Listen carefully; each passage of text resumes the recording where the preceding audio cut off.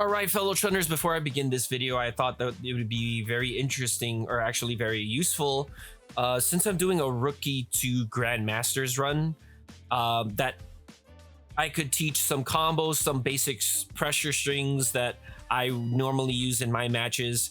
I'm going to start off with some simple combos because we are starting with rookie. So these combos are going to be very simple. I like to do certain jab combos. We're not going to do any driver's combos yet for those of you that are just starting. So something like this. Very good light string, goes into legs, no charging, none of that nonsense. It's just 1, 2, 3, or this doesn't even need links. Light, light, light into a heavy or medium legs, light, light, light, medium legs, or light, light, light, light legs. This is for people in rookie that are still learning how to link, learning how to do combos. Like they can't do these kind of links yet. You're still learning the game. So if you want just a short, simple, consistent combo, light, light, light, because you don't have to time these at all. You just throw them out and then try to get that lightning legs. Another one I would say is pretty useful is something just like a one button into a special move. So like this is cancelable, this is cancelable, this is cancelable. So if you know, or if you're going to try and get someone in rookie, silver, iron, bronze, just go one button into legs. Usually medium and light work here. You do the same with our standing medium. Almost all of these connect with mediums or light legs.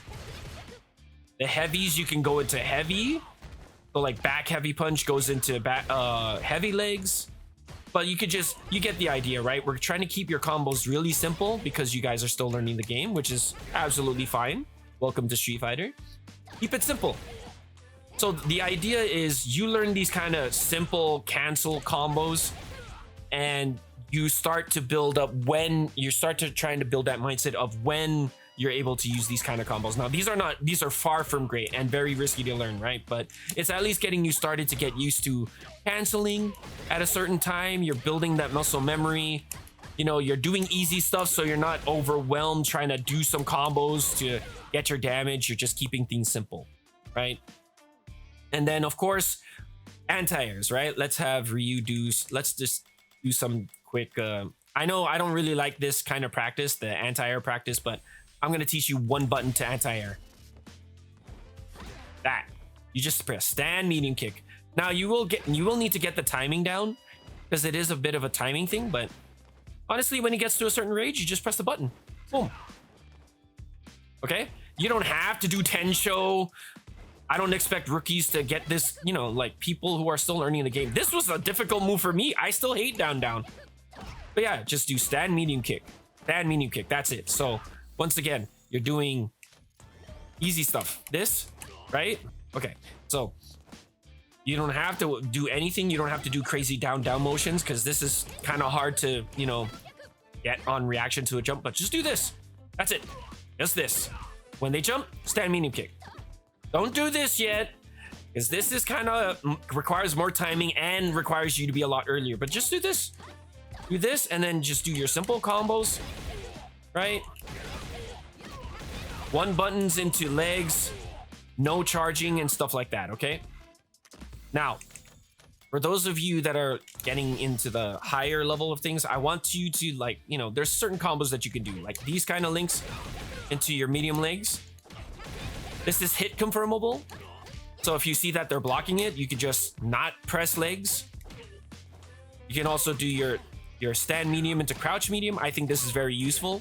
If you have a problem linking into SBK or have a problem like me where I'm a frame late, you could just do the same thing. Go back to stand medium, crouch medium legs. You can also get into the habit of, and I'm going to show my inputs here. You can also get into the habit of swinging up from down, swing it up. So you buffer both the SBK, but if SBK doesn't come out, right, like you didn't get enough charge, then you'll get legs. So once again, I'm gonna press down for a bit. I got spinning bird kick there, but if I didn't have enough charge, I just get legs. But you gotta end in an up forward motion. So sometimes you may get up, but it's at least it's at least kind of an option select. So if you have the down charge, you get the SBK. If you don't, then you get legs. You could kind of practice that, but if that's a little too complicated, then just do this. Get your damage. Do this for the lights. Do this for the mediums if you're getting your links down. Right? And then for heavies, this. I know I'm adding a stance, but this is the one thing that guarantees that stance combo or the medium stance into SBK combo. So heavy, because that's stand heavy kick is the only one that combos naturally that we actually kind of use sometimes in neutral. This only combos in light stance at a very close range, and there's almost no reason for us to be pressing this button that close. We're almost always pressing it this far, and it's too far. Even this only works on counter hit. Okay, so this also does not really work. You have to go into light because, this only works, but it has to be very close. And in neutral, you're not gonna be that close, right? So in neutral, we have, right, your jab strings, you have your mediums, you have your heavy kick. Those are decent combos to learn. Now, as far as more advanced stuff, there's some things that I like to do, but before I go into that, let's do a cash out combo, right? So say you get any sort of cash out. I'm gonna try and keep this simple, right? Look, let's say you got to jump in. Or sorry, let's do it. Say you get a jump in, right?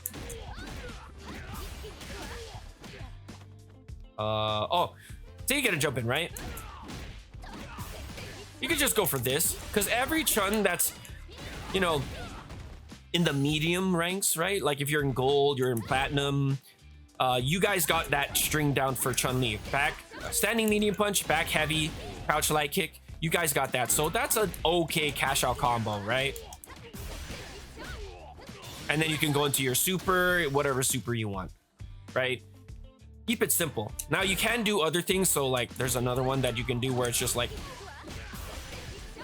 stand medium, back heavy. If you're having a problem doing the 3 stances in total, you could just keep it that simple. So something like this, 1 stance, and then go into your super from that, right? So like something like,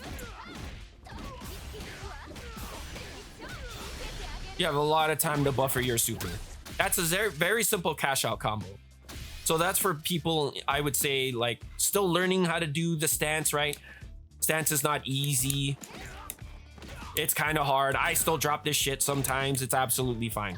So we're trying to keep it simple. And then as we go further into this quote unquote combo video, it's not really a combo video, I'm going to show you the more practical, optimal stuff that I end up using. So as far as light combos go, this is still a good bread and butter, right?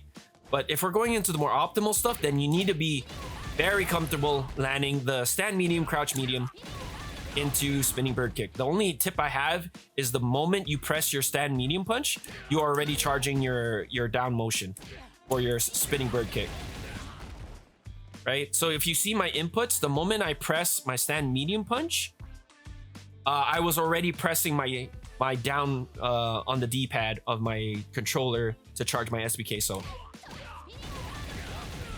but you see that I got a decent enough charge and I was able to get that SBK. So once again, the moment you press your stand medium punch, you're already pressing your down so that you can get your SBK. Now there is that, you know, whatchamacallit, this combo, which is a lot harder than the stand medium kick one. But this one, you could still do really well without it, but eventually, if you drill this enough, you'll get it down to where you could do this realistically in a match, like even like at least 50% of the time, which is, I'm a like 60-70%. I ain't like Goichi Seiya, right? But look at this, I haven't missed a single one. When you get so comfortable enough with your drills, you'll eventually get that down. But let's go ahead and talk about other bread and butter combos, right? So one bread and butter off a drive rush is, which leads us into an Oki setup. Now I'm going to be using that combo to showcase some of my Oki pressure situations, right? So once again, it's crouch medium kick, drive rush, cancel, back heavy punch into stance medium, heavy SBK. And then that sets us up for our Oki. And you see right there, we got a meaty back heavy punch into a crouch medium punch, which doesn't normally link. But since we're at a frame advantage, we hit the back heavy punch meaty. We were able to get that crouch medium punch. So again, the mid-screen version is a bit harder to do. But once you get it down, you look at that. That was 2 guesses, and he guessed almost wrong twice, and he's almost dead. So that's one situation. But another one, like, you can go for is like, is something like this, which is what a lot of Chuns are doing now in the mid screen.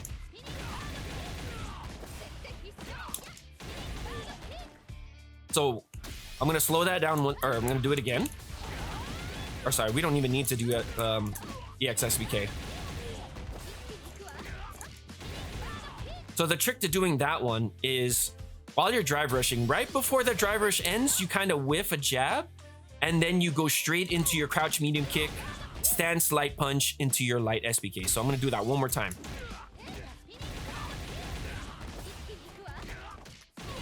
It's a very good mix-up because a lot of people expect a delayed overhead, right? They expect something like that. But what comes out is a very quick jab. And by the time they realize it was a jab, they're still standing up, and then they're prone to getting hit by this string right here. That's a very good option. It is kind of high level and a little bit more advanced, but it's a very good thing to put into your arsenal. Now, there's another one. I have a lot that you can consider, right? So we drive rush. Very simple string. It's off a drive rush. So once again, late drive rush, right? Sorry, let me do that again.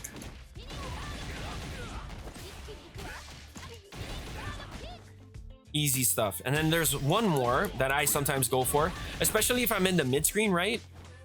And I got something like,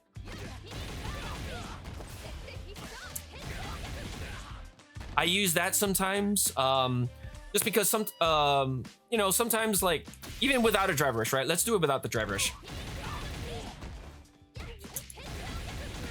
They may expect the grab. They may try to walk back to block standing, which I mean is highly unlikely because I'm not drive rushing, right? They're not scared of a regular overhead, but it's still a good mix up because in the corner, if you're able to score this, you get the, well, if they're standing, you have to do double jabs for that to connect, right? So let's go. Oops. So if you get this string right in the corner, it's good because it's an auto time meaty overhead into whatever combo you want. I don't normally do EX spinning bird kick there. It's more something like,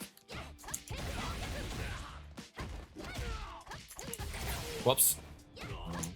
It's more like,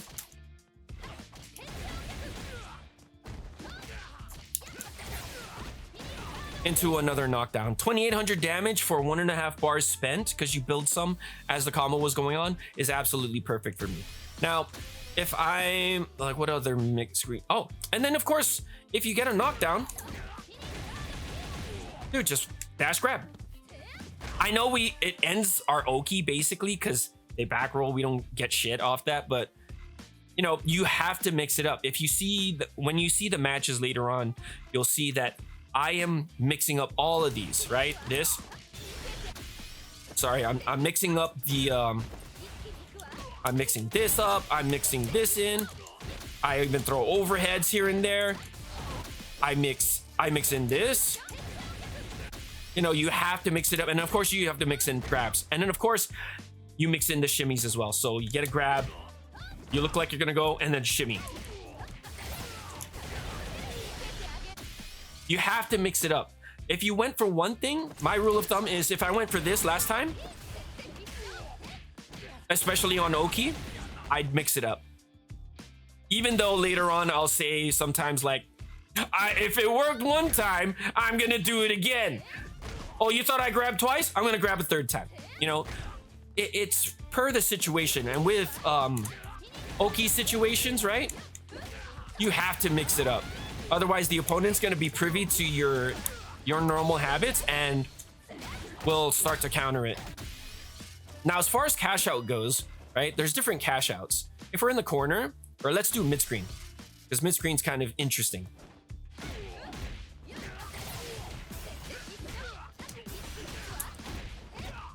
That is your best cash out.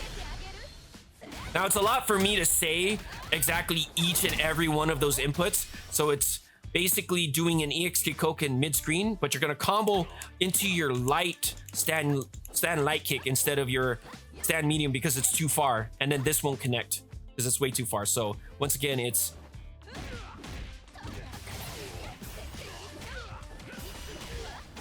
Now that can be very difficult for people who are starting off.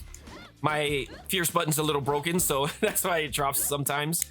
But if you're playing at the higher levels, that's what you need to be able to do with no issues. It's a very good, it's our most optimal mid-screen cash out. Like, there's different versions of it depending on your starter, but that's usually your highest damaging bread and butter cash out. Now, if we're in the corner, it's a lot easier and better.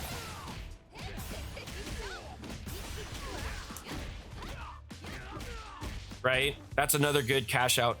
And yeah, so I don't want this to be a combo video, but I especially wanted to show you my Oki pressure, my Oki situations. Now, I know you're gonna be saying, but you know, what if they block, right? So I'm gonna have this guy block and then jab on block. Let's go block reversal. He's gonna jab, just to showcase, you know, because realistically, this guy's not gonna get hit by everything, right? So let me throw him. Or even better, right?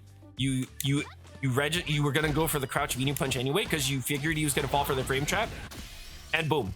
So why I use this is because driver's crouch jab is only -2 on block, right? I'm gonna have him stop doing that. We're -2 only. So on drive rush, we're +2, which means that our, oh sorry. Dude, dog, block all. Come on now. So when we do our drive rush into medium punch, it's a 2-frame gap. Nothing outside of invincible reversals and supers can beat you doing this frame trap.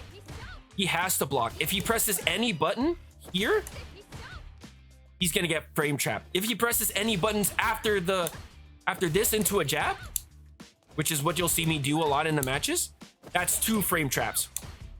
1, 2, 3. Well, sorry, if you tighten up, 1, 2, 3. So 2 frame traps in between. 2 gaps where he could potentially press a button because he's fearing maybe a grab or something, and then he presses and you score counter hit. So let's practice with block count 1. Oh, sorry, I'm gonna have him jab in between, right? Assume that he's getting scared. So let's go here. He's gonna block 1. Right? You're seeing how it works. And even if you're delayed, I'll show you what happens if I delay it even a single frame late. Boom. Frame trap. This is why frame traps are so good. So I'm going to delay. All right, I'm going to try and delay it. Delay 1 frame, even if you're a frame late. Boom. Trade counter. All right, let me get that one more time. It's really hard to delay by a single frame. So I was kind of late there, right? But more often than not, you will beat them. There, frame trap. Now I'm gonna show him blocking twice. Let's do it for twice. So he's gonna get hit by the second frame trap. Oh, sorry. Let's block count 2. Count 2 here. Boom, he gets hit by the third frame, or the second frame trap. Which is why a lot of Chuns, me myself included, we don't normally do crouch medium punch. Because if I did crouch medium punch, look, I lose. Handily. There's not enough frame advantage off the stand medium punch where I win. So I do this into jab. So he gets hit by the second frame trap. And you can even make this more. I'm normally not going to do that until I cash out. So something like this realistically. Burn 3 drive, technically 4 only. But I didn't burn out. I put him in the corner and I am starting my pressure. So once again, crouch medium punch off the drive rush. He gets hit by the second frame trap. And at each point, right, you can definitely hit confirm this. So I don't know if I can make this random. I'm not too familiar with training mode. As you can see, I don't do a lot of labbing, but you know, you can kind of practice it yourself, right? So even that works. If you get the trade, it still combos into crouch medium punch, which is great for us. So even for those that are kind of late, right? As long as you're not late on the timing, boom. So that's why a lot of Chuns will do this kind of setup. Now, of course, if they just sit and block, right? Which is something that a lot of people like to do, especially in Masters, right? They're just blocking. So I'm gonna have this guy just not do anything. He's just gonna block the whole thing. Sometimes I like to do small micro walks. Put him in another frame trap. And with that in mind, let's go ahead and go into the matches. The things I'm looking for at this rank with a Jamie is I'm looking for him to do things that are obviously unsafe because he's still learning the game. And I'm going to punish him accordingly for it. But so he's literally just walking forward there. That wasn't even a combo. And I'm basically just forcing my pressure. I'm continuing it as best as I can, using the meaty setups here. Going for throws when I think he's gonna try and block.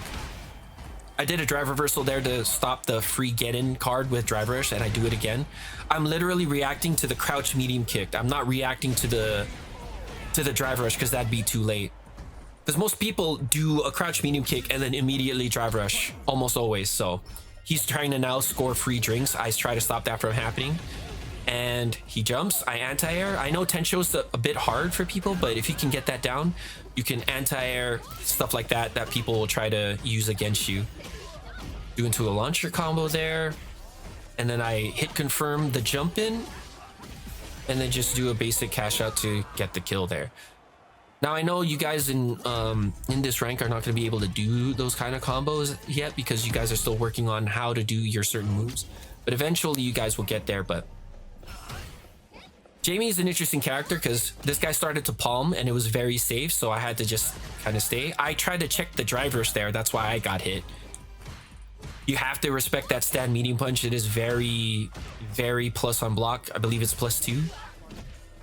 I ended up getting a lucky hit there. He DPs because he knows that I'm going to keep pressuring on his wake up, so he reads that right.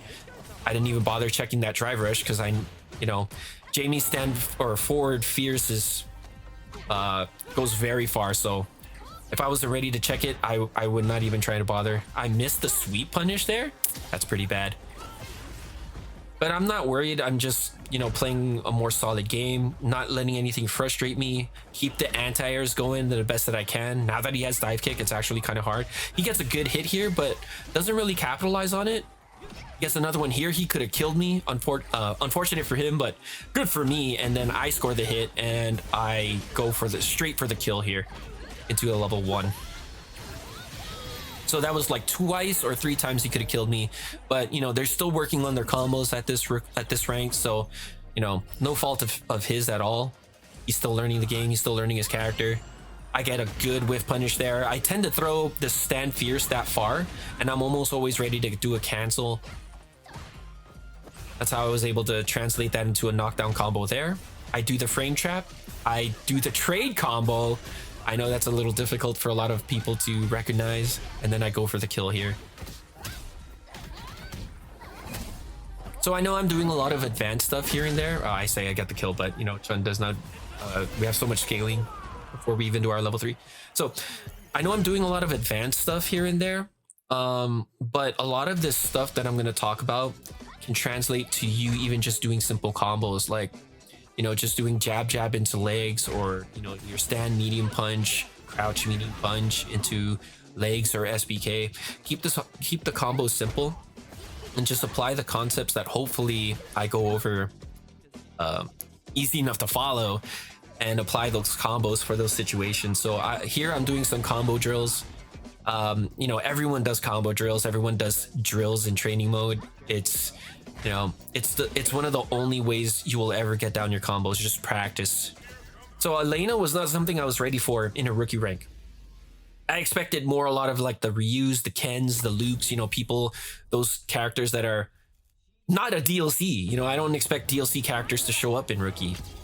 So I was already going to look for some things. And this guy was just standing there doing light kicks. So I was like, okay, I'm just going to try and punish the light kick. And then I guess score a hit. It felt like a free match because he wasn't really doing anything. And then I just go for hits, go for combos, trying not to burn myself out. I messed up the jump combo there because my fierce button on my controller is unfortunately kind of busted from the last time I did a ranked match. Not because I threw it or anything, but things got so intense I accidentally slipped on the button and it kind of put the button out of socket. So at this rank, like a lot of the times people will throw out very unsafe stuff like DP, as you saw earlier. And yeah, you just punish like that. He threw out a DP. That was a terrible combo by me, but I think this still translates into a kill. Yes, it does. Level 3. So a lot of the times, I know you guys are still learning. I know I said this 3 times, but if you want to climb out of this rank, just wait for them to throw out a move that is very unsafe, like DP or anything like that, and then almost always you'll be able to get those punishes into the eventual round win. So this guy's actually playing a lot more solid in this round. Like, we're not seeing the not do anything. You see that I anti-aired, but I missed on the second one. I always will try it. Always. You always got to be ready for the anti-air. Stop their one option, the most obvious option that people use to get in, and you kind of leave them lost. So he gets some good hits here, but he burns himself out. That is not safe, so I could DI there. A lot of this knowledge too just comes with time. Don't worry if you don't know exactly every scenario. You'll get a feel for it once you play the game enough. Because I assume that you guys at this rank are learning or still, you know, getting used to everything, and that's absolutely fine. Just take your time. Enjoy the game more than anything else. I go for the just safe jump combo here. I hit confirm that into a level 2. I didn't want to drive rush there because I knew I was going to burn out, and I don't want to burn out. Get a good Oki setup there. He parried. I knew I wasn't going to do anything, so he read that wrong. He thought I was going to meaty, and I parried instead. And then I just go for the kill off the whiffed stand heavy punch that she did there. Yeah, so another Elena. It was a trip seeing like 2 DLC characters in this rank. I expected a lot of the people who actually put money into the DLC characters would, you know, be later on like Platinum or Diamond, where people start to take it more seriously or have put a lot of hours into the game. But you see right there, they straight up DP'd first part of the round, and that's the kind of thing I was talking about, where wait for them to do something, because more often than not they're still learning, so they'll throw out moves that they're not sure of, and you know, is entirely unsafe, and you could punish them for it. So I burned myself out here, but it was fine because I basically put the Elena in guess for game, and at that point, like, there was very little that they could do. The likelihood of a comeback was very low, so I just went for the burnout there just to put them for guess for game. I didn't anti-air there, but I was ready for the back throw. And that's one of the bad habits I was talking about with my Kikoken. I threw it within jump range. I didn't expect them to jump, but they did, and of course I ate some damage for that. I go for the typical safe jump setup off the level 2. Hit confirm that they didn't block the jump in, and then I go for the kill off the drive rush cash out from the EX spinning bird kick. There are better routes, but I mean, sometimes you just spinning bird kick because you're always ready for a spinning bird kick. So the one and dunning happens pretty often in this ranked session, which is understandable because it's clearly obvious that I play this game by the stuff that I'm doing, and these people are just learning the game. They don't want to find an opponent like that, and that's absolutely fine. There's no problem with that. But there are some troopers out there, and you'll see that in a bit, especially when we get to bronze. I was surprised that people were just like, yeah, let's go for a rematch. And I'm like, hell yeah, dude. I like your mentality. All right, now for the first Zangief of the day. This is another rookie, or this is an iron one. So I was expecting, you know, running bears. I was expecting a lot of jumping.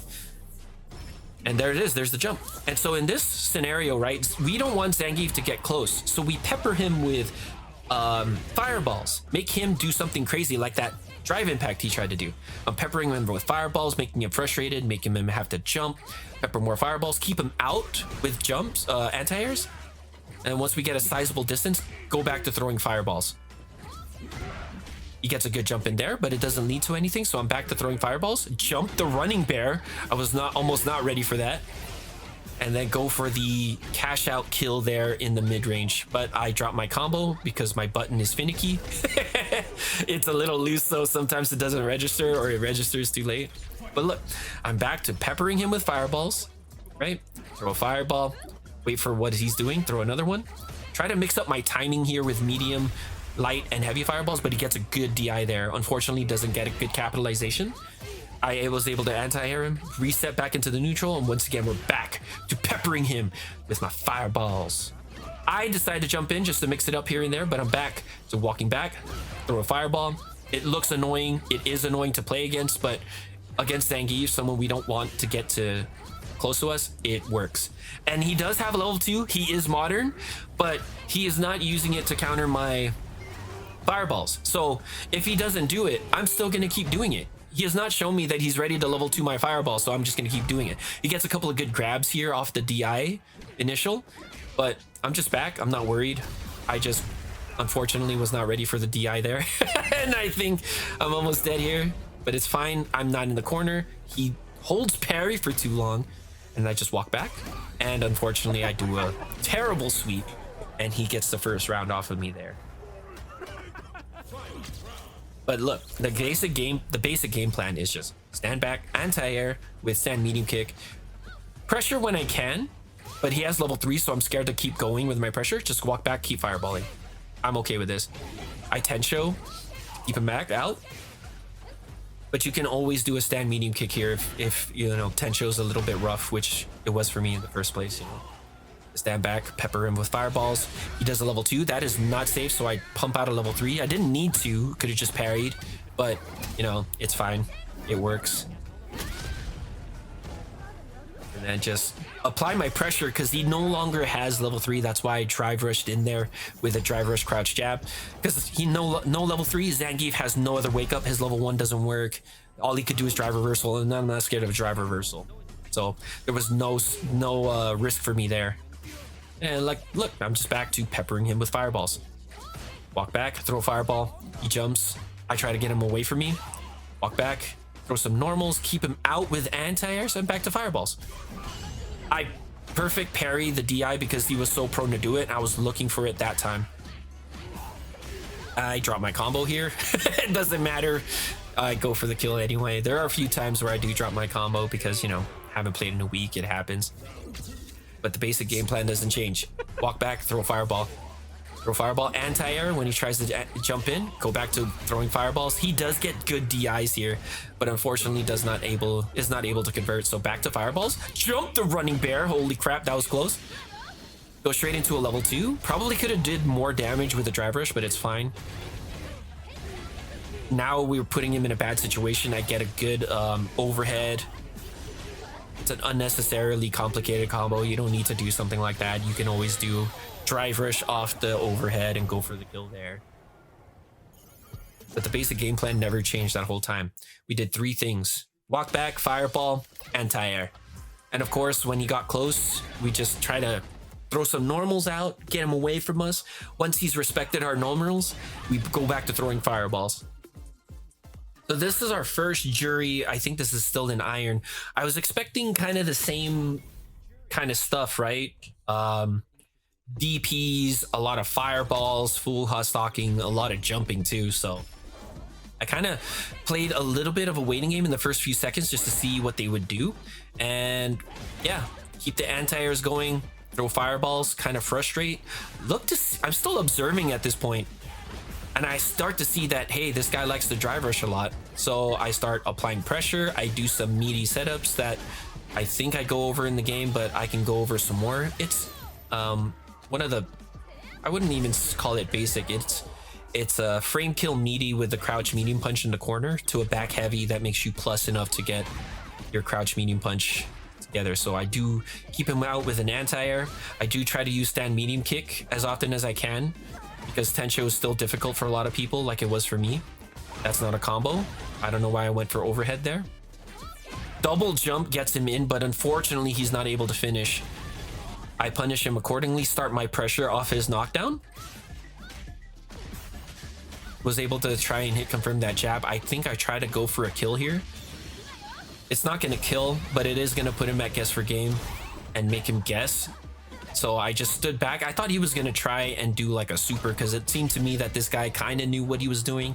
He knew how to do some of his moves. He did EXDP me earlier. So I was just waiting for something like that to happen. But that's why when I put him for guess for game, I tried to hold back a bit just to see if he would try to, you know, wake up super, wake up EXDP. He didn't. So in that second that I realized he wasn't going to do anything, I just went straight for the grab. All right, so this is our first ever Lily. This one I don't think I was too worried about because, you know, even though we do have problems with Lily, she has a very simple game plan, so I wasn't too worried. Once again, we're gonna keep her out with some anti-airs. I do miss, but that once again doesn't stop me. She burnt herself out, which is kind of bad, but once again, I just play patient, anti-air. I look to pepper her with some fireballs because she doesn't have any EX bar, so she can't do her Condor Spire that's immune to fireballs. So now that I got the knockdown, I pressure. This is basically guaranteed because she had no drive gauge. I could have I think I went for the grab because I thought it was gonna kill and I wanted to be optimal with my bar, but I should have just went for a combo to kill. So that was a mistake on my part. So now she's playing a lot more safe. She's backing up a lot. Keep her out with the anti-airs. I like to charge a fireball, and after anti-airing with medium kick, I throw a fireball just to keep them in place. Now I'm just peppering her with some normals. I go for the drive rush after getting that throw, and I basically just go for the kill here afterwards. I know these combos are kind of complicated, but eventually once you guys get practice, you will, you know, these combos will become natural and you'll always be able to pump them out right when you land your combo. But yeah, it was a lot of, that whole game plan was just keep them out with anti-airs, frustrate them. You know, if they a lot of people in these ranks, just like how we all started in Street Fighter, right? What do we do when we try to play Street Fighter for the first time and want to start doing damage? We jump. But if you can't jump in on your opponent because they're stopping you, then what do? You don't know. A lot of the times, you know, when we all started, we don't know how to approach our jumps getting stopped. What do we do afterwards? We think walking forward is scary, but honestly, that is the answer. Just walk forward, block, and, you know, and then work your way from there. But anti-airing is going to be the thing I talk about very much, because if you can shut down anti-airs, you see how well that worked there. You know, they get lost. So this guy just immediately started with sweep, and that's what I was talking about. Like, these guys will throw some moves that, you know, they're used to connecting, but they're very unsafe. So sweep there, I punished with my sweep because it was very far. Was able to get a good grab there. I anti-air him to try and stop him from getting out of the corner. I keep him in there with some fireballs, and I kill him with a combo afterwards. Just basically, Street Fighter is get him to the corner and keep him there the game. So from here, I land some good hits. I got a counter hit on the stand heavy punch, which I know combos into jab. So I was able to hit confirm that and drive rush into the corner. And from here, it's just a straight cash out into the level 3. Not much to say about that except basically punishing them for their big mistakes, because they will be making them at this rank. You punish them for their big mistakes, and then you keep that pressure on, because, you know, keeping the pressure on, eventually they're going to do some big moves that will get them punished even harder. So that, unfortunately, I missed punish, that drive reversal. Was not expecting that, honestly, at all. He gets a good EXDP here. He doesn't decide to drink. He wanted to continue pressure, but once again, getting that anti-air off, was able to react in my old age to that DI, and now I'm going to punish him for it. I think I try to go for a kill here, but I know it doesn't work, so I put him for guess for game, do a meaty fireball, because if he does level 1, it won't work, and basically close out the game from there. He tries to jump again. I tried to stand medium kick, but I love Hasanchu coming out, which sucks.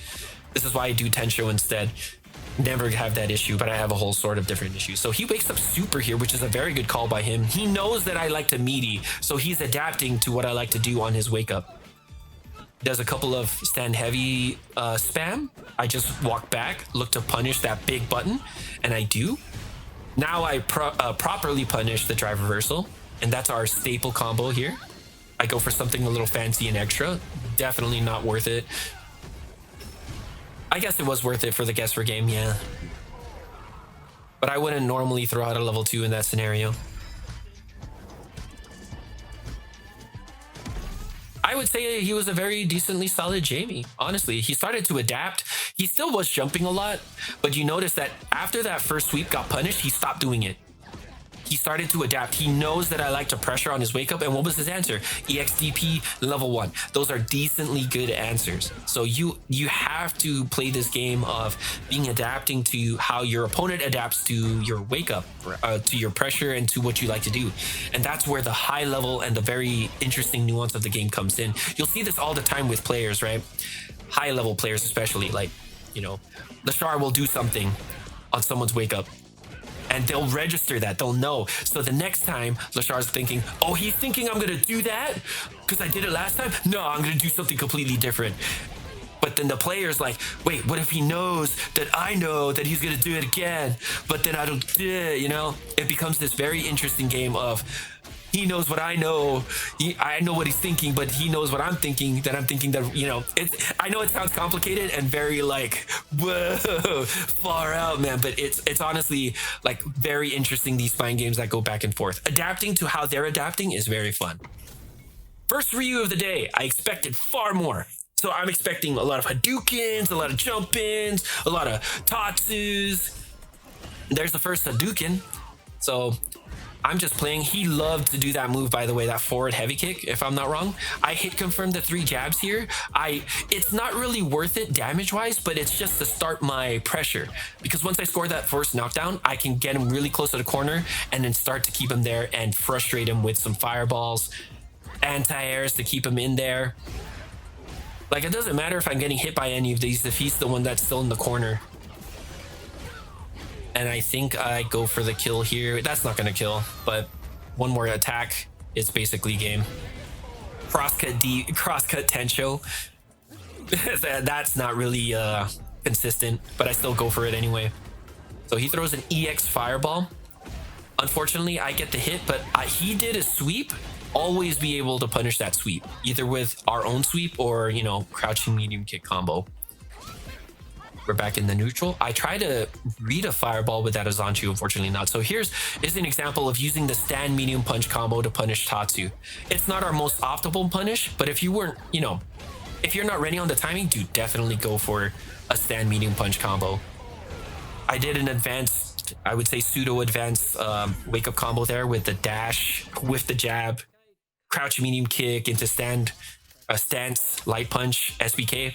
It's I would say advanced because, you know, it's supposed to make it look like Chun-Li is doing an overhead, but you just whiff a jab and very quickly convert into a stand or crouch medium kick, because most people will start to block high for the heavy or for the overhead, and you'll catch them low with your crouch medium kick, and you cancel that into stance because it's a natural combo into stand light punch, and then you go into light spinning bird kick from there.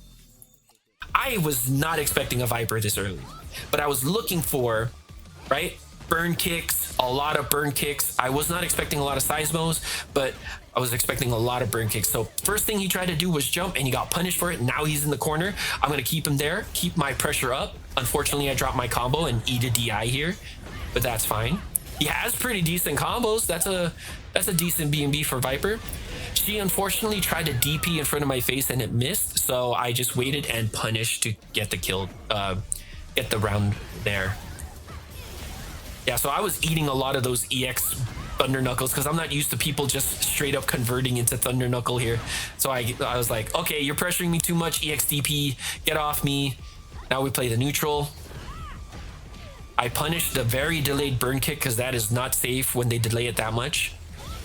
That doesn't work because there's a fireball out there. She gets a good grab here. Good on her.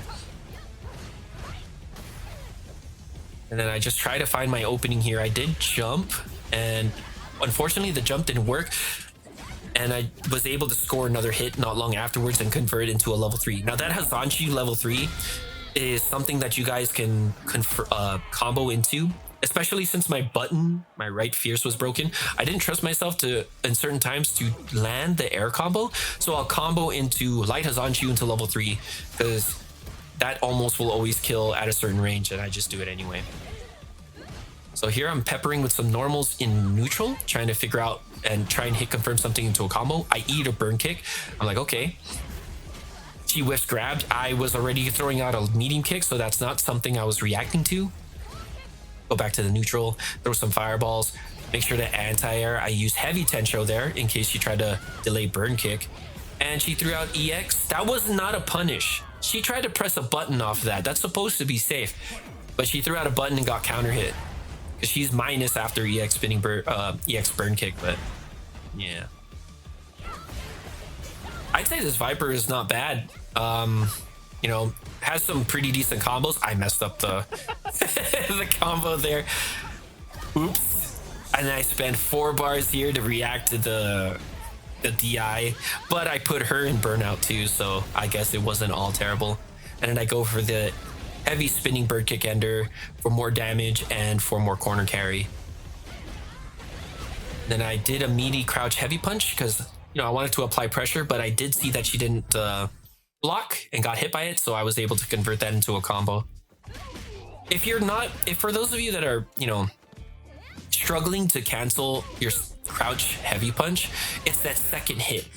The second hit of crouch heavy punch is what combos. That's what took me forever. Like, I thought I could cancel off any of those hits. No, it has to be the second hit. So you'll notice that in the training video that you see, Chun-Li glows red. That's when you are able to cancel your move, and you'll notice that she glows red on the second crouch heavy punch instead of the first. First mirror match. I was not expecting any Chuns to show up because she's kind of rare. And I'm honestly like terrible in the mirror match. I hate fighting mirror matches. But I expected Hazanchus a lot. A lot of Hazanchus, a lot of jumping. But this Chun-Li, unfortunately, the only Chun-Li I saw that day didn't do anything. Just standing there. I don't know why.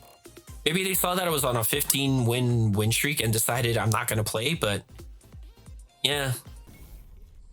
All right, first another jury. I was expecting more of the same that we've already went over before. You know, some fireballs. He immediately started with the uncharged I don't really remember what that spin kick thing, but it's only safe if you have a charge with jury and then you follow that up with the fireball. Otherwise, it's pretty unsafe. I got him in the corner. He did do an EXDP, which tells me that this guy knows how to do his moves. He even did the dive kick there. So this guy is at least knowledgeable on what to do, but he is spamming the dive kick. I didn't thoroughly punish that. I didn't get a good punish counter, and I even dropped the jab, but it doesn't matter because I connected with the second hit, drive rushed into the original, drive rush canceled into the combo for the eventual level 1 round ender. Sweep in the beginning, started to walk back, did that uncharged spin kick again, which if I catch that again, I'm going to be ready for it next time. Able to push him towards the corner. Jumps again. He's very prone to doing those dive kicks at ranges, so I'm kind of looking for that too as well. That's the first DI he's shown me, so I'm just waiting, and then I eventually spend a lot of bars there just to punish that DI, but it doesn't matter. It's already round over. So sometimes, like, you will react to a DI and you may have to spend the 4 bars because you already committed to a drive rush. It's absolutely fine. It happens. We all do that. All right, another Zangief. A lot of Zangiefs, man. Love this character. Oh, by all means, he's a classic. But he is playing on classic silver rank. I'm expecting a lot of the same things, right? Like unsafe things, areas, a lot of jump ins. But look at this guy, dude. He's even getting peppered by fireballs. He's playing a legitimately, I think, pretty solid foundation. He's not jumping. He's walking forward. He's blocking, trying to get some parries. And then when I get that opening, I start to open up with my pressure. Zangief does not have great reversals, like I mentioned before, so you can kind of take advantage of that until he gets level 3. The best he can do is like drive reversal, and he gets hit by a crouching medium to end the round there. Well, honestly, this guy's playing super solid for a silver. Very patient, very good stuff. There's his first jump. He does lariat. I do have to sweep that because sometimes when I try to go for more of a combo starter, I do end up eating damage. I tried to do a crouching medium kick there, but I dropped the combo because that stance medium doesn't combo off crouching medium kick off a punish counter, it can only combo into your light kick stance. That sweep is very unsafe, and you can definitely punish him for doing that. After the level 3, that's pretty much all she wrote. So even with someone that's like walking you down slowly like the Zangief, dude, just peppering him with fireballs. And the moment they throw something that's unsafe and very punishable, like what he did with sweep, like what he was doing with lariats, that's when you go in, get your combos, and start applying your pressure, messing him up on his wake up and all that stuff. So he does tech my grab. He's showing DIs now. Still walking me down. I'm still throwing my fireballs. I'm never gonna stop because I haven't seen anyone do a level 2 yet to try and stop me from throwing fireballs. Unfortunately, I do get hit by the DI there. He gets me with stand roundhouse that resets into a running bear, and now a good jump in, but unfortunately does not convert. He actually probably could have ended me there with a good combo if I'm not mistaken. We're back to the neutral. I drive rush jab to start my pressure. He whiffs a grab. And this was kind of messy, but I mean, honestly, it was, you could see that there was a lot of counter hits there. I think he was just trying to mash to get out of there, and you know, sometimes that does happen. He is patient, but sometimes when you're getting pressured on wake up at that low HP, it's kind of hard to stay at that kind of patience, you know. So it is showing me that he's whiffing, trying to tech a lot on his wake up, which is something I don't think I registered in this match, just because like I was looking more for openings and combos, and I'm showcasing more of like what we can do against Zangief, just zoning him out, keeping him out with fireballs. Walk slightly back. I kind of gave up the corner here, but it doesn't matter because he was too low on HP, and he was doing running bears to kind of desperately get in and get some damage. So in those kind of situations, you can give up the corner problem. Now this is the first and only Blanca, I think, and I was looking for a lot of sweeps and a lot of like very unsafe Blanca balls. He tried to do a sweep there, you saw that, and I was able to grab it in time. Is able to whiff punish that ball. He tried to press something, so it wasn't a true punish counter. I don't know what he did to burn himself out there, but I tried to go for a DI there, didn't work. Anti-air that rainbow ball, I was ready for that, but I didn't get the Tensho there, unfortunately. His first sweep that hits, that is definitely unsafe. So you could have thrown, I did a stand medium punch just to end the round. Yeah, it's basically just a waiting game. Wait for them to do something bad and punish them very hard, as hard as you can. And I go for the cheeky drive rush overhead. Just because I think it's gonna hit, I'll go for it. So that was 2 guesses so far, and now he's at like about a third of his life. Go for the fake throw loop. He level 2s, that's not safe, so I still grab him anyway. I thought it was a level 1. Level 1 would have worked because I already went for the grab, but he didn't go for the grab. He didn't go for level 1, went for level 2 instead. So I just hold back. I mispunished that. Drive rush wasn't able to come out, but it's fine. I am able to score my knockdown, put him in the corner. He's trying to fight his way out. I push him back in slowly. I was waiting for those balls, but unfortunately I still get hit by them. Anti-air that because that is not safe. I was very lucky that that grab didn't get electrified. He did that, you know, I thought that was gonna hit for sure, but it didn't hit. And that last part, I just waited. He did up ball or jump ball, which is not safe either if you miss it. And then I just punished. So even there, I got a counter hit because his up ball or his jump ball was safe, but he pressed a button after thinking that it was still his turn. It's not. Just mash jab and then confirm it into damage. He did another up ball, which is very unsafe, so I'm gonna very heavily punish him for it. I think I actually end the game here. That's dead. Never mind. I honestly thought at that point I was gonna build level 1, so I did the jump medium punch, thinking, yeah, this is gonna look so cool. No, it just makes it just makes for a stupid way to end a combo. Okay, this is the first Bison of the day. So I know people are frustrated with this character, but the things I was looking for at this rank for a Bison was like, you know, scissor kick spam, devil's reverse spam, even if it's a charge move, a lot of sweep too.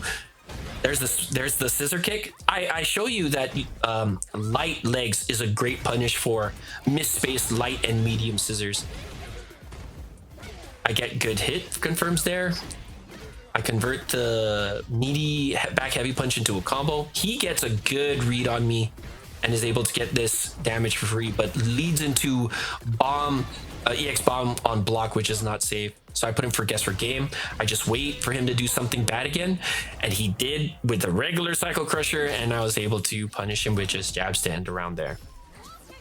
So I'm waiting for scissors.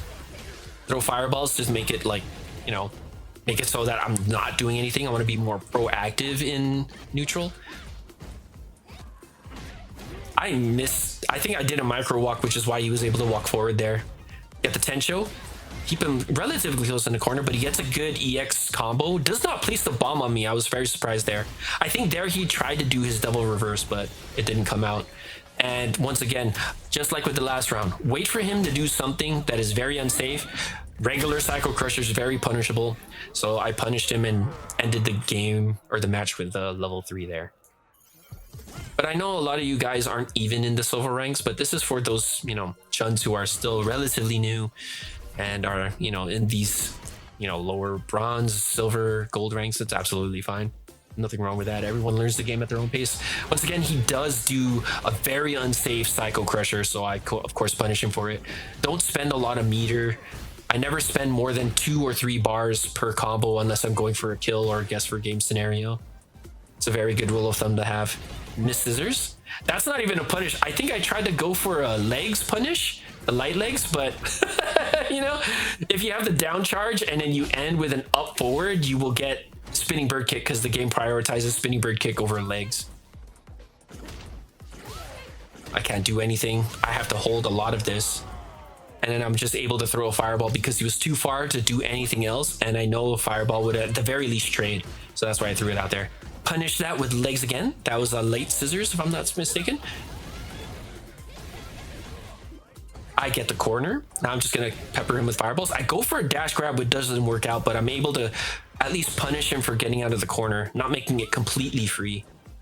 But now he's back in the corner. Now I'm just going to frustrate him with fireballs and anti-airs. Throw a fireball, frustrate him. He hasn't done any EX Psycho Crusher to stop me from throwing fireballs, so that's why I'm throwing a lot here. And that ends the match. GG, baby. Okay, Marissa. I was expecting, and this is just how my thought process goes, right? I was expecting a lot of Supermans, a lot of jumps. Gladius especially was a very good move that people like to abuse as Marissa. But I think this Marissa played very solid overall. Like, yeah, there was a few jumps, right? Like right there, it was able to get out of the corner for free, but I didn't see a whole lot of Supermans. I'm not sure if it's because they don't know how to do it or whatever have you, but I still thought it was not bad. Because now, that's very unsafe. But I'm like, not a lot of Supermans. They did jump a lot, but I mean, for silver, I think overall pretty solid, you know? But this is the overall strategy and why I tell people that anti-airs are very important, because look at this. The only way he knows how to approach is by jumping. And if you shut down the jump, what does he do? He doesn't know. He's trying out Gladius now, and he's realizing how short that range is. He's trying to find those normals that get him in there so that he can do what he wants to do, which is big damage. But now I'm just playing the far game, looking to whiff punish. I'm not going to build level 3 here, but I will build level 1. So that's why I went for the level 2 here into the level 1, which is not going to kill still, but guess for game is very dangerous for them to be in, which is where they start to really do, you know, the very unsafe stuff. So I could just stay back, pepper with fireballs, you know, just defend it out if I have to, or go for the cheeky kill at the end to get confirmed the round. Very easy stuff. Doesn't one and, you know, one and done's me, but that's absolutely fine. Oh yeah, Cammy. I honestly don't like fighting Cammy at the best of times. I think she has a lot of tools that can frustrate Chun. But I was looking for spin knuckles, which is why you'll see me jab some if I'm looking for it. So expecting a lot of spin knuckles. I was looking for a lot of dive kicks.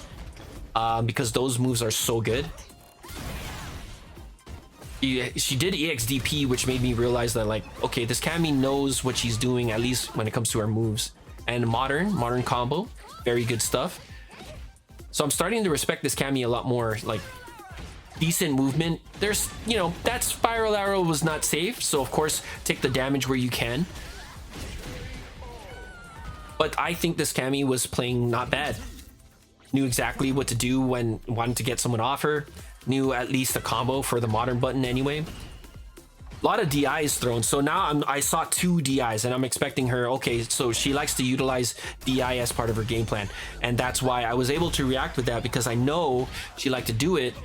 And unfortunately I still spent like 4 bars, but you know, better to not react to it. And I burned the level 3 here because I wanted to build a little more gauge and put her closer to burnout, but it doesn't matter because it was kind of too far for either of those to happen. And once again, I burnt 4 more bars just to confirm the the DI, and sometimes it do be that expensive.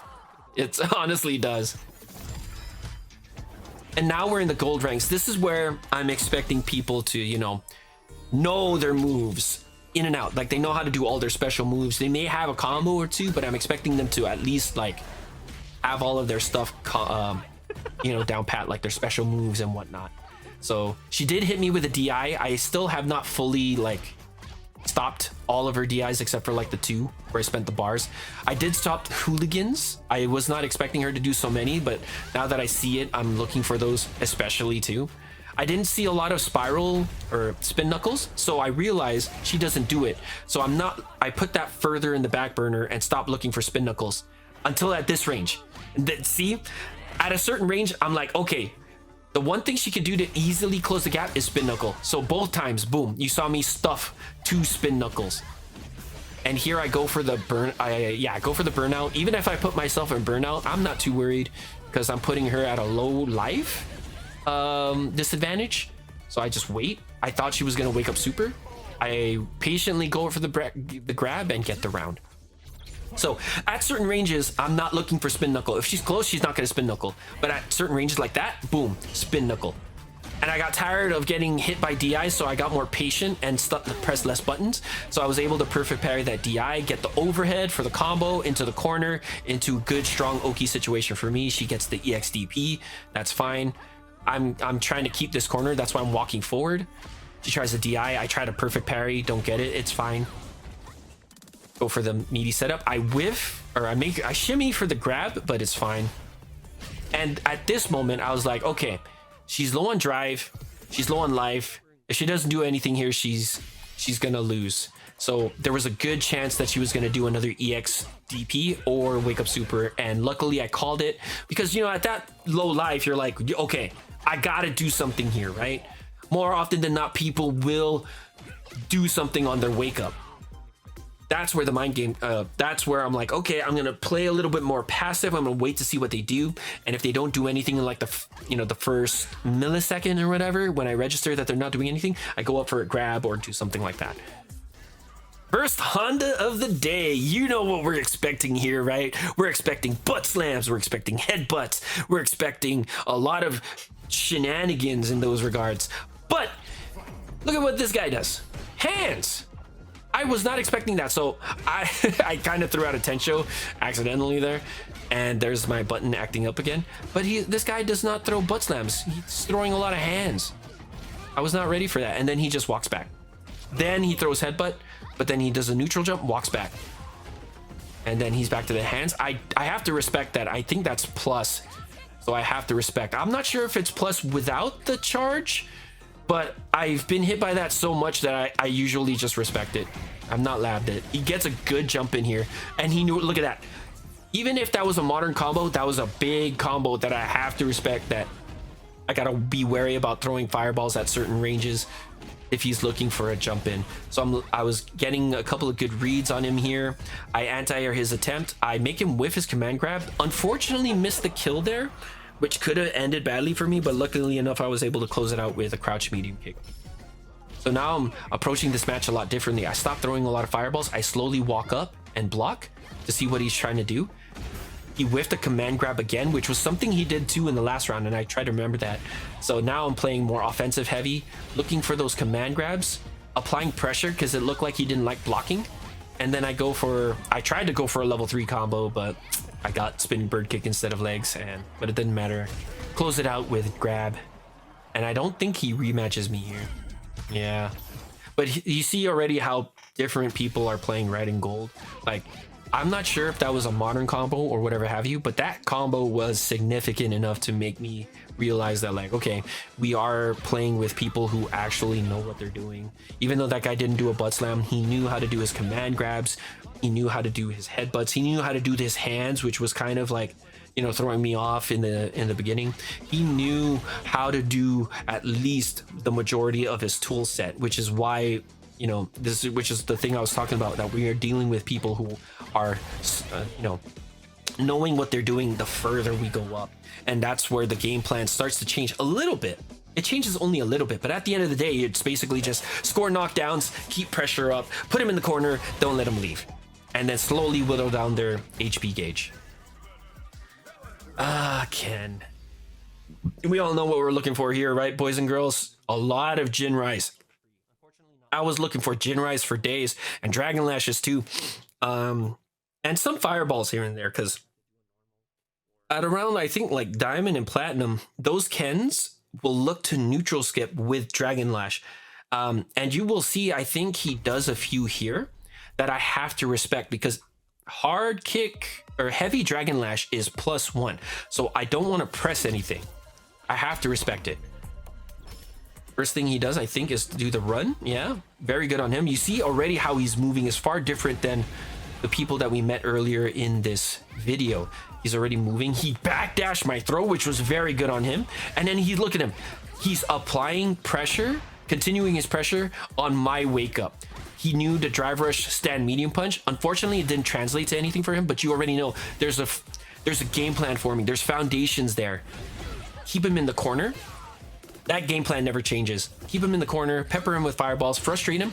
Go in for the hits when I think it does hit. The double dash was very lucky into the normal there. He does regular DP, which threw me off, that I can't believe I got hit by that. And I dropped my Tencho here, but it doesn't matter. He whiffed the Jinrai in front of me. Was able to connect the crouch medium kick into a combo to end the round there. So I have level 2. I was looking for a fireball, which is why I was getting closer, but he never wanted to throw one. So he gets a good EXDP here. I blocked the overhead with a parry. I do a sweep because I was pretty sure it was going to connect. This guy liked to press a lot of buttons at a certain range and get him into the corner. EXDPs again. So I've gotten hit by that twice. Now I'm going to respect his wake up and not do anything on the next hit. Oh, yeah, see, I thought he threw a fireball because, you know, I was lucky enough that he got hit by the last hit, but it would have been really bad for me losing 2 bars and not getting anything off of it. I put it for guess for game here. I respect the wake up because, like I said, he EXDP'd me twice. So I'm going to push back and wait for him to do something because I expected an EXDP. He didn't do anything. He did a grab, which is why I was able to punish. Because he did do something. It was a grab, but it was not what I was expecting, you know? Start throwing some fireballs. Slowly walk him into the corner and then punish the fireball that he finally does with an EX Sazanchu. I can realistically react to a fireball with EX Sazanchu, but not with the other ones. The other ones have to be more, I guess, proactive. You have to be proactive. It's more of a read. Like, you have to read that they're going to throw a fireball to throw, like, heavy Azanchu or whatever. But with EX, you can kind of react with it. Once again, using stand medium kick, keeping him in the corner, slowly walking him in there. Look at that. Look, walk forward, crouch block, slowly getting him in there. There's the EXDP. I mispunished that. I tried to go for the advanced punish, but I messed it up terribly. You know, that does happen. Even the highest of levels of players, the pros, they will drop stuff here and there. I am able to hit confirm the 3 lights into level 3 or level 2. It's very low damage, as you'll see, but, you know, gets you into the corner, starts your pressure. That's worth it in my book. And now I'm just defending until level 1. That stance was ridiculous. I don't know why I did that. But now we're out of burnout and we're safe. I threw out a medium kick there. There was no reason why. If he threw the light follow-up, that would have gotten counter hit for sure, but he threw the overhead version follow-up, so I was able to connect the crouch medium kick. So even, you know, even me, like, look, you'll see, look at this. How many combos have I dropped? There was a lot in this whole video, and we're not even out of gold yet. I'm dropping combos like crazy. I mess up my punishes. It happens, man. It does happen. And I hope that doesn't frustrate you guys enough to where it makes you guys stop playing the game, you know? So another Cammy, same thing as before. We're looking for spin knuckles, hooligans, dive kicks. There's a spin knuckle, unfortunately, right when I threw a fireball. So that, if you're not aware, that target combo that she did into the dive kick, you have to hit it before the dive kick. It is safe otherwise if she's able to get off the dive kick, but there's a big gap before she does the dive kick where you can throw a button in between, like a jab or something, and punish. Was lucky enough to grab her DI there, keep her in the corner with an anti-air. She threw a button, which is why I was able to get the punish counter off the grab there when she tried to jump attack there. So now I'm looking for the spin knuckles. Was able to get a dash crouch medium kick into a combo. Keep her in the corner with some grabs. I mix up my offense just to keep them guessing. Can't be too, you can't be too linear with your offense. So you'll see that I do mix it up here and there. I throw some grabs. I walk back a little bit, try to go for a shimmy. Cross up, cross cut frickin' Tensho. Get the hit off the crouch medium kick into, or the crouch medium punch into the eventual level 3. Very solid so far. I say that, but then I'm still like, you know, there's still some things, of course, I'm seeing that I could definitely work on. But yeah. So here I'm playing, just watching what she does in the neutral. I do a lot of dashing, which is not usually recommended. You prefer to walk. But now that I got her into the corner, I'm going to just enforce my will. I do eat a DI here, which is kind of unfortunate. She messes up her combo. Any button I press is usually going to beat whatever she presses because she's still in animation of that spiral arrow. I do the stomp combo for the first time. And of course, you see how I'm mixing it up, right? A lot of the times I was doing the jump heavy kick into the safe with the safe jump. But that time I threw out the stomps, and people are still at this level not ready to defend that. And I go for another safe jump setup here. This time, instead of the stomps, I don't know how that dropped. I think I did the crouch heavy punch a little too late. But it doesn't matter. She's still in the corner. I know I pressed the DI button there, but it was way too late when I registered it and tried to press it. So she does score the DI there and puts me close to burnout. This is kind of a bad situation for me. I'm in burnout against Cammy. I hate Cammy already, and being in burnout against Cammy, I think she has really good... just really decent pressure when we're in burnout. So it could have been bad for us there, but we were able to score the jab hits into our level 2. So another Bison. Once again, I'm looking for those, scissor kicks, drive, devil's reverses, sweeps. I haven't seen a single Bison try to full screen sweep me yet, but those are the things I'm looking for at this rank. Immediately starts with a jump, which is immediately anti-aired into a grab for me.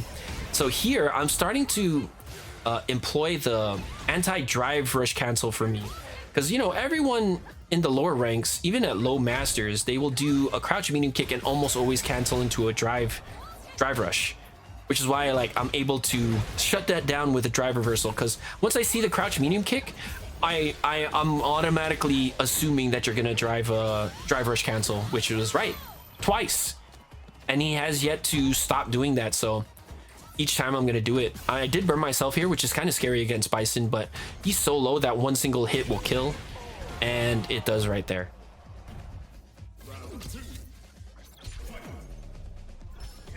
He does heavy. Heavy is only -4 compared to the -5 out the medium and the heavy, and the medium and the light, sorry. So I had to punish with a jab, but I was too far there, which is why he was able to score those hits and get away with the scissors for free there.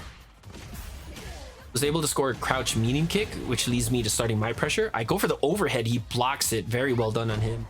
Get him into the corner slowly. He does this heavy. I was still too far for a jab. That thing has still ridiculous pushback, and I think I mentioned that here. That thing was he poorly misspaced that heavy scissors, but it didn't matter because the pushback was so much that I was not able to punish him. So in burnout, I have to respect it, because in burnout, for those of you that don't know, in this rank, when you're in burnout, everything has +4 advantage. So normally Bison Scissors is -4 at the heavy version, but since we're in burnout, it's 0. So we have to respect it. That's why you saw me backdash there. Go for the grab. I like to mix up my offense here. Just playing the waiting game, trying to wait for him to do like another scissors, because he's been doing that a lot, waiting for him to make the mistake. And if not, I'll force an objective here. So here I'm just keeping him in the corner, frustrating him with my normals, my fireball, grabs. Look at that. Keeping him with the fireballs. He gets hit by the heavy lightning legs follow-up, and then I can just hit confirm that into Tensho kicks to end around there. There's another heavy scissors. You see those jabs? I'm trying to punish it, but the pushback is so insane. But I'm still gonna try it. They ain't gonna stop me. That was a medium scissors, and I was able to punish that with light legs. This is the more advanced punish. If they really misspace it, you could do the stand jab combo into your spinning your SBK.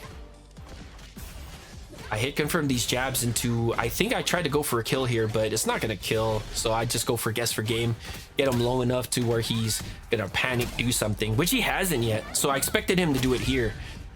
So I'm gonna wait, and then he doesn't do anything. He just gave up at that point, and I was gonna grab. I just went for the grab. So even though you read a situation, it may not work a lot of the times, like how it worked for Cammy in the last game where they EXDP'd or, you know, supered, didn't work with this Bison here. So even then, they are such at a disadvantage that you playing the waiting game is, you know, applying a lot of pressure still. So this one is a modern Honda. I think the other one was modern too, but I was expecting a lot of butt slams, a lot of headbutts, and I think he tried to do it there. Which is what that jump heavy punch was. I don't know, I don't play Honda. So here I'm just basically hit confirming a lot of the hits that I throw into combos. He does read me with a EX headbutt.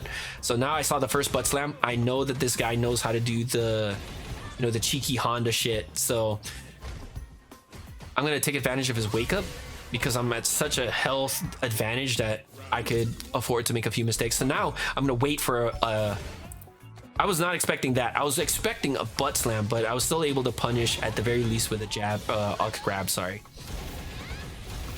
I whittled down the drive gauge to get him closer to burnout, because in this sequence, I'm starting to look at the drive gauge. It's getting really low, so that's why I'm starting to do a lot more crouch heavy punch. And in here, I do an EX legs combo to get him into guess for game and go for a grab, because he wasn't really doing much of anything. I was expecting another EX headbutt there, which is why I kind of just waited before I went for that last grab.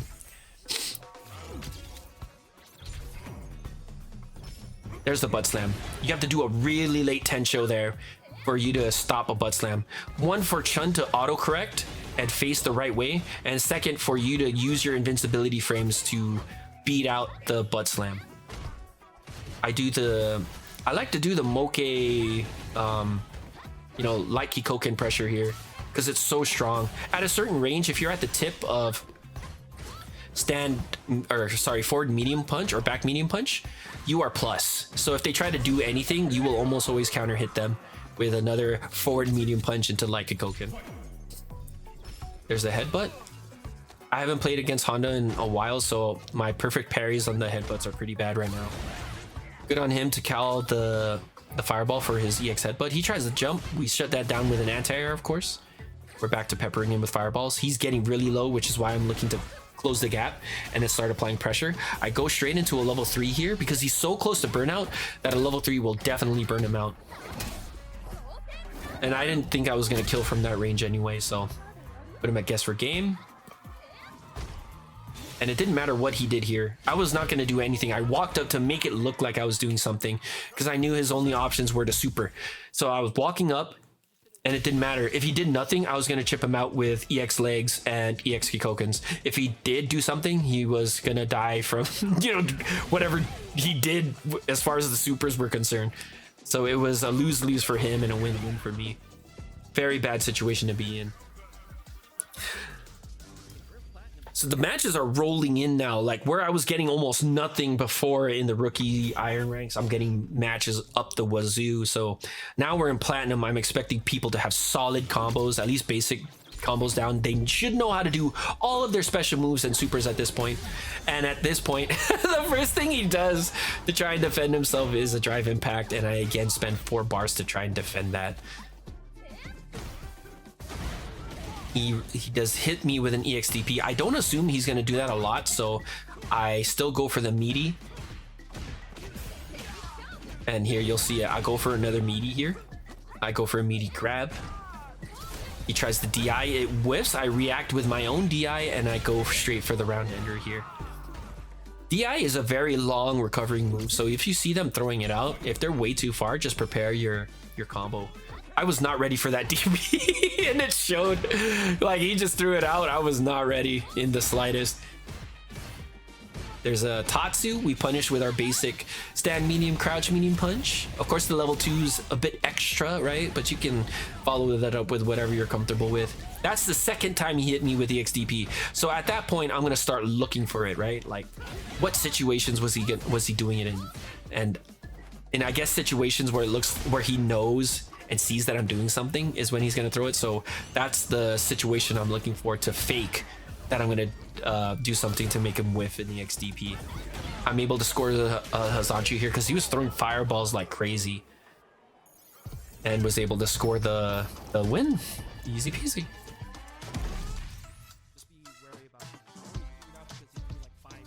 I don't think he rematches here. I think he just runs the timer.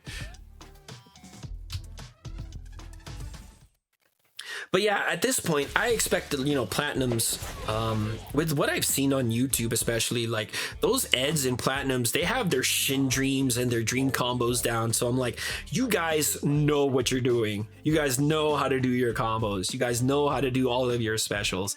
I think the biggest problem with people in platinum level is that they just don't know how to open up certain opponents or how to fight against certain people that are just, you know, doing some of the most belligerent shit sometimes. And honestly, a lot of the times that just comes with practice, and then playing the match is enough, and sometimes even labbing the match is enough to, you know, get a feel for how you should approach certain matches and how to open up people.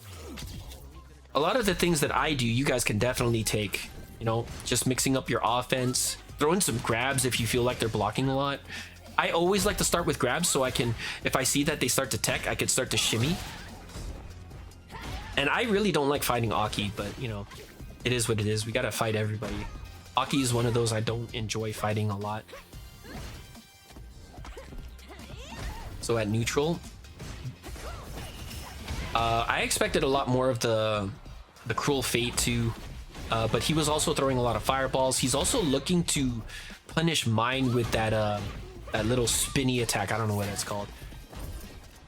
So here I stopped throwing fireballs. I did Hazanchu, unfortunately. I don't even know what I was going for there. I did unfortunately Hazanchu. So that was very far, but I wasn't ready to punish that because I was way too far. Burned myself out. Use a super. Bad idea here. Very bad idea. Oki has one of the best burnouts, so you don't ever want to be in that situation. He could have just chipped me out too, and I would have lost. I don't know what that Hazanchu was again. I really don't remember what those were. If I just blocked, I could have just punished. That was no problem. But for some reason, I was Hazanchuing, and I have no idea why or what those were.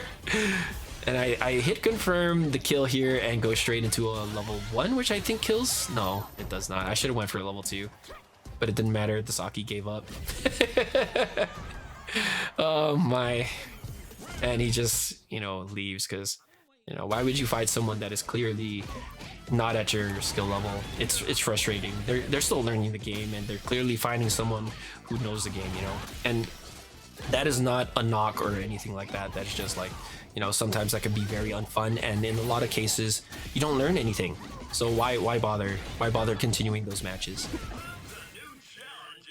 All right, so this jury I expected a lot more from compared to the last one, right? Because that last one was like a, I don't remember, but I expect this jury to be, you know, more involved, more drive rushing, more jumping, more dive kicks. But unfortunately, the first thing they did was whiff a Fuha charge in front of me. And I'm like, okay. So I punished accordingly, kept them, got them in the corner in 2 guesses, and now I'm doing the mix-up here. So I expected that she was gonna, you know, throw something, and luckily I was able to get the win with an EXDP, or with her whiffing an EXDP. So I'm playing more of the neutral here. They're just doing like some walkbacks, trying to jump in, trying to do heavy buttons, you know, overall things that like I expected. Because the scary thing about Jury is her drive rush, and she starts to do it here. The second round, she starts to do raw drive rush, but I was ready for it. Because if you telegraph with a parry hold, then if you see that parry hold, like if you see them turn blue and just hold it for a bit, expect the drive rush and be ready to stop it. And since that Jury got shut down, you know, they were at a loss of what to do. You saw a lot of dash back jumps, dash back heavies, dash back DIs, and then last but not least, dash back hold parry into drive rush. So all of those got shut down, and I guess at that point they didn't want to continue, which, you know, I don't fault them at all. Another whiff DP. I think what he tried to do is forward fireball, which is absolutely fine. You know, I mess that up all the time too. Go for the fake throw loop. I expected him to do something on the second or the third, which is why I went for something else. Keep them in the corner. Sweep is unsafe, so I punish with my own sweep. You do punish a sweep with a sweep if it's too far, if you think it's too far for crouch medium kick, which is why I punished with sweep there. I thought it was too far for crouch medium kick, so I just did sweep. Got him in the corner with one combo. So now I'm going to keep him here. I'm going to keep him peppered with some fireballs. Make sure any jump ins get anti-air. That's the whole game plan at this point. I jumped back by accident. I didn't mean to. So I see that he jumps. I DP that definitely. He's trying to get some donkey kicks on me. Trying to force some space on his part. But nope. I'm just going to stay here. Throw some fireballs. Frustrate you. I don't have to do much of anything. So it literally just took one combo to get him to the corner. And then at that point, just keep him there. You know, play at a certain range where, you know, they have to respect a DI attempt. But never, I don't usually DI. So I just keep them there, pepper them with fireballs, throw anti-airs. Basically, I'm sounding like a broken record at this point. But yeah, it's basically how I play. Like, just frustrate them with anti-airs, you know, try to read a fireball. My jump and miss, but it didn't matter. I was still able to confirm that into a combo. Go for the overhead, drop my combo because rust or whatever, mistime maybe. We are on Wi-Fi. I don't know why I played this guy. So I'm really low. I didn't want to get burned out here. I unfortunately still do, but sweep is still very minus, which is why I was able to get a jab combo there. I read a fireball right with heavy Hazanshu. He EXDPs, and I go for the throw to build up my super bar more optimally than just by hitting a button. Throws build a lot more gauge than just one normal would ever do, especially on punish counter. Builds a lot of bar. So he's drive rushing a lot. He whittled my drive gauge super low from just those 2 sequences, which is kind of scary. Yeah, he hits me with an EXDP. It doesn't matter to me. I'm still sticking to my game plan. I read a fireball, but he didn't do one, so I just I jumped, missed, but still got the same sequence going.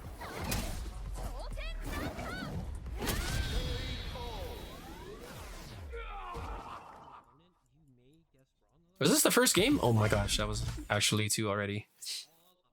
But yeah, you already see the big difference. Of course you guys do, right? Like, you see, like, this Ryu knows what he's doing. He's, you know, throwing his fireballs. He does mess up his forward fireballs because he's trying to walk forward and throw a fireball, but he gets his DP. But it's absolutely fine. We all make that mistake. No problem. Jamie has been so common this whole run. We've been seeing Jamies all the time. But look how solid this guy was playing, right? Playing at a range that benefits him. He unfortunately gets really close to burnout, so I think I start taking advantage of that here. I start to get close to burnout myself, so I'm just gonna try and, you know, pressure. I do a stand medium, a heavy, or sorry, crouch heavy punch there. Try and whittle that gauge a little bit. Maybe he'll try and throw something, but he doesn't. So now I'm just peppering him with fireballs. I miss my DP, but I don't eat too much damage, which is fine. Some Jamies will like to do the frame trap with the follow-up on the sweep, which is why I blocked both of it. I was expecting the follow-up just in case. Luckily, I guessed right. Very solid Jamie. And you'll see there, that sequence, right? He did a jab, but he got counter hit by my crouch medium punch. Why? Because after that crouch jab, he tried to do a medium punch. And look, it happened again right there. He tried to do a jab, a crouch jab, into another like medium punch or heavy punch, which is fake. Those are all fake, which is why I'll throw medium punch, crouch medium punch every time to stuff you and go into a combo of my own. You'll see that very often as we go through into the higher ranks. People try to steal back their turns from jabs and go into mediums, which are super fake and have a big enough gap for you to punish with your crouch medium punch into like a drive rush combo. And here I go for the kill with crouching medium kick. Even though I was super low on drag gauge, didn't matter. He was low enough to where almost any combo into level 3 was gonna end the round, and so I go for it and finish the round from there. I'm not sure if he rematches. I think he does. He's a solid Jamie, honestly, very solid. Unfortunate that he doesn't continue, because I thought he was solid. I didn't think he was bad at all. Not bad. Okay, the one thing I did mention in that last Jamie fight, right, which is something I wanted to showcase, is how people try to steal their turns back after a jab string at a certain range, right? So normally in this game, you do 3 jabs at close range, and then you're too far for the next jab to connect. But what some people will try to do is something like this, where they'll try to do a medium that's far reaching. So in this case, like, we use crouch medium kick, and they try to steal back their turn or try to get more of their block string, and that is fake. And I'll show you why. Because I'll put Ryu at block count. I'm gonna make him block 3 times, and I'm gonna make him reversal with a crouching medium punch, because I believe his is pretty fast. But we're gonna count it at 3. So he got the counter hit every time. Every time someone tries to steal their turn back with a medium punch after, or like a medium button or a heavy button after jab strings. Sorry. Oops. That again. It's fake. And some people will even do something like, I'm gonna put him at 2, or sorry, 1. Let's do 1, because even then some people will try to do like at range where 1 will connect and then go like into crouch medium kick. So do 1 jab into crouch medium kick. This is fake still. It's too far for another jab, so you will just straight up lose, which is why you'll see me and I'll record the Ryu doing this, right? Where I connect seemingly out of nowhere a crouch medium kick, and I was ready to convert into a combo, because I'm utilizing this principle where people always try to steal their turns after a jab light string or light jab string, and then, you know, either try to wilt down your drive gauge some more or try to steal back their turn, and all of that is so fake. So Ryu's set to jab me 3 times. I'm gonna jab block all 3 and punish with my crouch medium punch. Right, but I usually buffer the drive rush. Oh, sorry, we were nowhere near. Oops, my apologies. Which is, you will see me do this quite often, because all levels, right, when people start to know what they're doing, they try to steal back their turn after jab light strings. Whether it's 1 jab at this range, 2 jabs at closer range, or 3 jabs at really close range. Now, some people can actually still continue their string. Chun-Li cannot do this, because if you look, when I'm gonna have Ryu all block here. All right, block, dude, block all, dog. Come on now.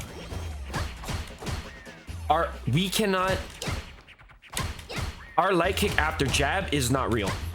I think we're one of the few people that don't get to connect stand light as a string, as a true jab string, where it kind of frame traps. Ken has one. I know Akuma has one. So even at this range where like stand jab will whiff, they could still connect a counter hit with the stand light kick. So in that case, you may have to respect more of the light strings. But the basic principle is if they try to steal back their turn with a medium afterward, you can throw out your medium into buffered whatever you want and then punish. Okay, I just wanted to show that because I went over it a lot with the Jamie matchup and I felt that was very important. All right. I think this is the only Manon we run into in this match. But it was already a diamond Manon at that. So Manon actually has really good normals that I have to respect. Stand roundhouse, stand medium punch. So I was looking for the stand medium punch that whole time as she was walking closer. Actually, I was looking for more roundhouse because that's a very good move. I punish her to try, as she tries to get out of the corner with a crosscut Tensho, which is not really crosscut. You just enter the same thing, just very late. Keep her in the corner. She was able to hit me with a target combo that didn't really lead to anything.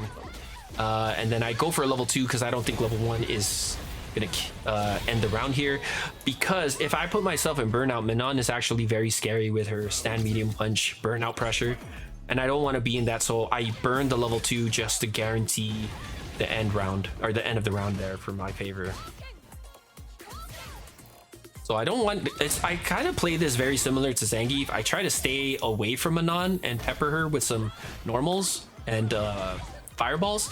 I only go in when I can, like when I'm trying to whip punish something like that stand medium punch there, or if I can, you know, try and score a normal hit and register that into a DRC combo like I did just there.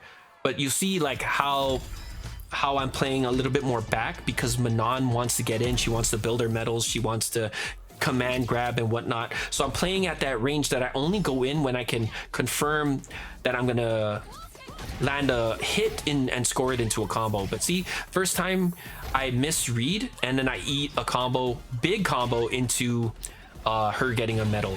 That was a bit of a scramble there. I'm not sure exactly what happened. I messed up my crouch medium spinning bird kick there, but doesn't matter. I'm able to recompose. I expected her to throw a command grab, which is why I got hit in between that combo, but it doesn't matter. We're able to recollect, score a hit. I go for the cheeky overhead on wake up. She's not ready and she loses the round there. So look, I play a little bit far back. I'm trying to whiff punish the medium punch again, which is how I started almost every round. Pull a little back, wait for the medium punch, try to whiff punish because that's exactly what I'm looking for. And it does work out a lot of the times, but you know, sometimes it doesn't, and then you just got to react accordingly. Like if she jumps, be ready to anti-air. She does a very unsafe move, and I think I go for the kill here, which is why I'm burning everything. This route is our most damaging cash out route in the mid screen, and I wasn't close to the corner, so I had to do that sort of route. And unfortunately, it still doesn't end the round, but it does put her at guess for game. And I was lucky enough to get the grab. She didn't wake up anything, and I do score the win there. So you'll notice, right? And I did kind of talk about this with the Cammy play, where even if I'm looking for certain things like the spin knuckle at certain ranges, I put that away. But I'm always looking to anti-air jump. So a lot of things in the mental stack will shift in priority, but jumps will always be at the top, will never shift. That I'm always looking for. I'm always looking for a jump. Doesn't matter. And look at that, another Jamie. He drive rushes, I block, I defend accordingly because I think he was only going to go for a grab there. It didn't matter to me. He did a full target combo, and I saw that once and was a little dumbfounded that I didn't punish. The second time I saw it, I was ready for the punish, which is why I was able to punish with a jab combo there. I get the meaty back heavy punch, which is why I was able to score that combo. I did unfortunately drop my heavy enders button, you know, whatever, but it doesn't matter. I was still able to put pressure, score another hit, and then get the win from there. I go for an overhead because I don't think he's expecting it. I was right. Sometimes it's just a guess. You just sometimes just try things to see if they work. Go for the stance on stance. I thought he was going to try and tech there, which is why I did the medium Azanchu. The stance on stance Azanchu is a little dirty, and it's very strong if you can read a grab. So there I was expecting him to do the follow-up to the sweep. He didn't, and that's why I wasn't able to score the punish counter. He wasn't ready for the DI. I was able to get the wall splat, and that's all she wrote from that point forward. Yeah, so that Jamie was kind of solid. I don't really have much else to say except that you know, they're still, even at this rank, you'll notice that they're still doing unsafe stuff. A full Jamie target combo with no follow-up is very unsafe, which is why I was able to punish it. He did it once, and then when I saw he did it once and I didn't punish it, the second time he did it, I was ready for the punish. So it's those things, once again, right? It's about shifting the mental stack. I saw him do that, which is why if I was pushing that up in my mental priority list. Okay, he looks like the type to do this again, so I'm pushing that and looking for it. I'm too old to be looking at reactions, you know? But if I know what I'm looking for, you know, the reaction time dwindles that you need to react to something. And Daigo actually talks about this. But anyways, let's go into the match. We're fighting another Zangief. I was able to score a couple of hits here. I don't hit confirm the heavy, the overhead, the stance overhead, which is why I went into a Kikoken. That's unsafe, by the way. Don't get too habitual with that. That's very unsafe. But I'm still going to pepper him with fireballs. The same game plan as we did with every Zangief. I was able to hit confirm that into the DI. Go into the level 2 because his drive is really low. I'm going to start to look to burn him out here. I was able to score the hit on the jump heavy kick stomp combo there. He's still low on drive, but not low enough to where I can realistically put him in burnout before the round ends. He gets a good jump in, and this is where he could really turn the game around. But unfortunately, I think I was still in block stun, which is why the command grab didn't work, or I was pushed too far out, and unfortunately it didn't work for him, and he was getting punished to lose the round there. I think I was looking for a DI and it didn't work, but it still worked. Whatever. Keep him in the corner once again. I used stand medium kick because I wasn't ready for an anti-air, except for stand medium kick with I wasn't ready with a Tencho. Keep him in there. Keep him in there with a Tencho that time I was ready. And look at that, I'm just peppering. That's a good anti-hold heavy punch move. So if you see Zangief holding his fierce punch, you can DI that. It is not something I can realistically do all the time, but if they get habitual with it, I can react accordingly. So he's safe. He's very plus after that headbutt. He gets a very good read on that command grab. He's got decent Oki, but it wasn't true enough to where I couldn't just do what I wanted to do. So now he's in the corner. I'm gonna pressure. I don't hit confirm the overhead, unfortunately. So now I'm doing the fake throw loop, mix it up with a drive rush jab. He gets hit by it, and I'm able to confirm this combo, which was not really a combo because I did the heavy legs and not medium. But the guy let go of his controller. Unfortunate.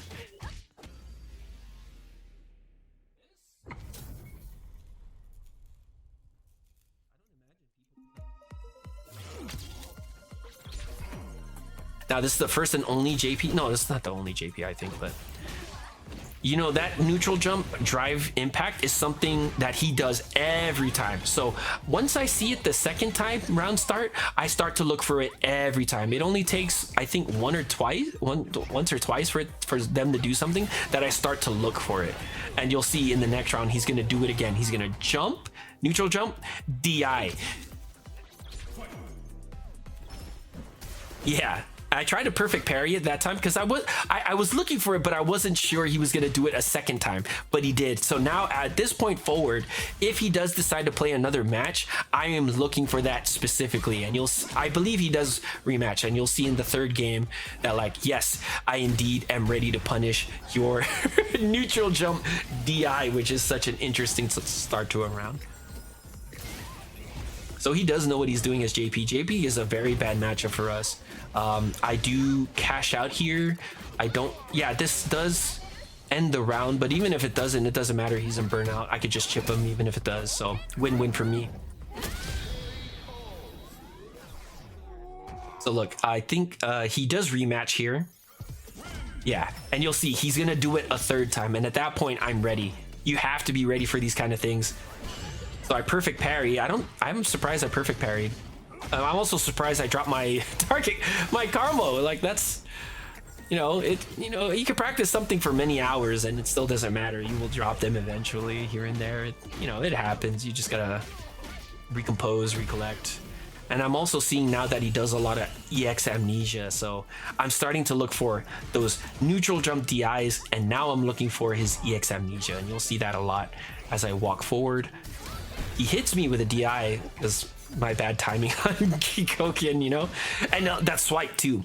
That's a thing that a lot of JPs like to do, that swipe. I see it a second time, I perfect parry. But you'll see that the next time he tries to do that, I punish with a DI on my own, because that thing is very susceptible to DI. And I will only do it if I see you do it enough. High level JPs will try to mix it up, which is why I don't do it too often. But if I see you do it all the time to where it's habitual, I will look for it and try to DI you. Look at that, neutral jump, DI, I get him with my own DI because I know he's gonna do it. It's a bad habit. He's so habitual with it. The moment he neutral jumps, he goes straight into DI. So I'm just keeping him in the corner, throw some fireballs here and there, mix up what I'm doing. I think he's gonna do his crouch medium punch or medium kick. So that's why I'm doing the forward heavy kicks here. And here I can confirm the combo because I know he's within lethal range, and then I combo into a level 3 here. Lethal awareness is also something you guys will eventually learn as you get higher up there. For those of you that are, you know, in the gold platinum region, being able to figure out when you can end a round is going to be a very crucial skill. Maybe not so much in the earlier rounds, but when you get up into the higher levels, it becomes something that, like, yes, you should definitely end the round here. Or if you want to be efficient about it, I want to kill here, but I also want to save meters, so I don't want to spend everything.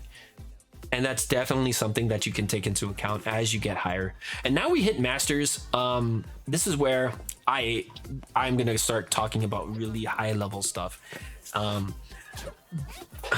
gonna stray away from just using stand medium kicks. I do still use them here and there, but my reactions to jump-ins is to always use Tensho because it is the better anti-air. It doesn't trade and it doesn't outright lose to certain jump-ins. It'll almost always beat them as long as I time it right and do it right. Okay, if you know anything about me, I hate Kimberly, which is so interesting because I love Guy, I love Ibuki, and she's supposed to be in the mix out of the two, but she is just so obnoxious to fight. I hate Kimberly. So many neutral skips, so many ways to get around things, so many things she can abuse that are very frustrating to fight. So like slide is very annoying, so annoying. Teleports, just her pressure and 50-50s. I hate this character. So I'm doing my best. But if you haven't played in a while, you know, you start to struggle against these kind of characters that can just snowball out of control, like what's happening right now with Kimberly. I guess wrong in a lot of situations, but it's par for the course because, you know, there's a lot of rounds that you just lose because, you know, she guesses right and then unfortunately you guess wrong. So what I was looking for was to punish more of her slides, try to stop her run pressure by, you know, she did a lot of run stops, which is, you know, a good habit to have as Kimberly if you do like to play her, but it's so annoying to fight. And then there she does the DI reset gimmick, which I fall for. You know, I should have been ready for it because I get hit by that all the time. And then from here, I think she just snowballs into the win, which is frustrating, right? Because, like, you know, a lot of the times you feel like you made the right decisions and you still lose. Like there, I was like, you know, she was just nonstop pressure. So just like what I said about the Cammy, right? She knew that I was getting desperate and I was gonna wake up, and she did. She called it. I don't want to give her props because she's a Kimberly player, but you know, I hate that character. Even pros will fall prone to a Kimberly, you know? It's so annoying to fight her. But anyways, now we're gonna move on to the Ryu. So yeah, I lost a round. I'm down to 1492, but it's okay. I expected to take a couple of losses here and there. So now we're gonna try and we try to play the neutral game here with the Ryu. Keep our pressure up. Tensho him, of course, for any jump-ins he tries to do. He throws some EX fireballs. I throw a couple of my own. He throws a big sweep, which I'm ready to whiff punish every day. That's a big button, and you should never let a sweep go unchecked if you can help it, of course. That was a sloppy mess. We both whiffed our grabs, but nothing happened out of it. I'm able to score a hit. I'm going to keep him in the corner here. I fake like I'm going to do something. He does nothing. Very good patience on him. I think he expected me to do an EXDP, but that's why he did this drive rush grab into nothing. But I didn't fall for it, so I just waited. And that's the thing you'll notice, even at this level, we're in Masters, right? People still don't anti-air, which is a big con. I just jumped in for free on that guy when I could have lost the game. But you won't see a lot of DPs until maybe like the anti-air, sorry, until like maybe high 15 1600s maybe. So I do take advantage of it here and there, but I don't willy-nilly jump all the time, you know, because people will eventually get used to the idea of you jumping and then try to start anti-airing you. That guy likes to use his forward heavy kick.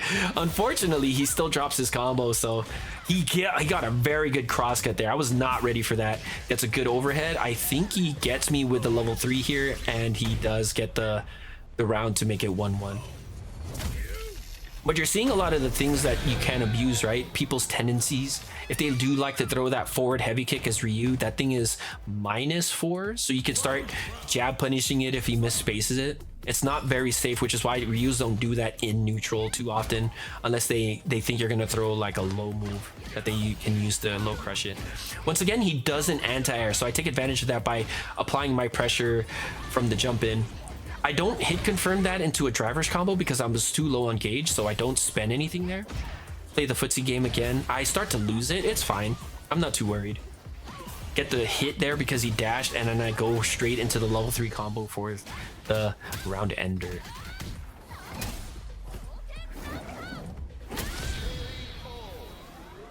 So at these matches, right, sometimes they're still a little high octane. They're more aggressive and kind of frantic than what you would normally see me play, but we're still in these kind of, you know, brackets, right? It's not like there's not a lot of neutral going on, even if, you know, we're both trying to play neutrals and footsies.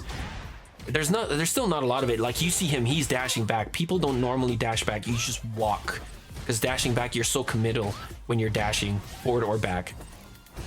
He loves to do sweeps, so I was ready to punish that with a good combo. Get him into the corner, keep him there, do some fake throw loop setups, do the drive rush jab because I think he's going to start to check it, and then confirm that into a combo for the eventual round. Good stuff.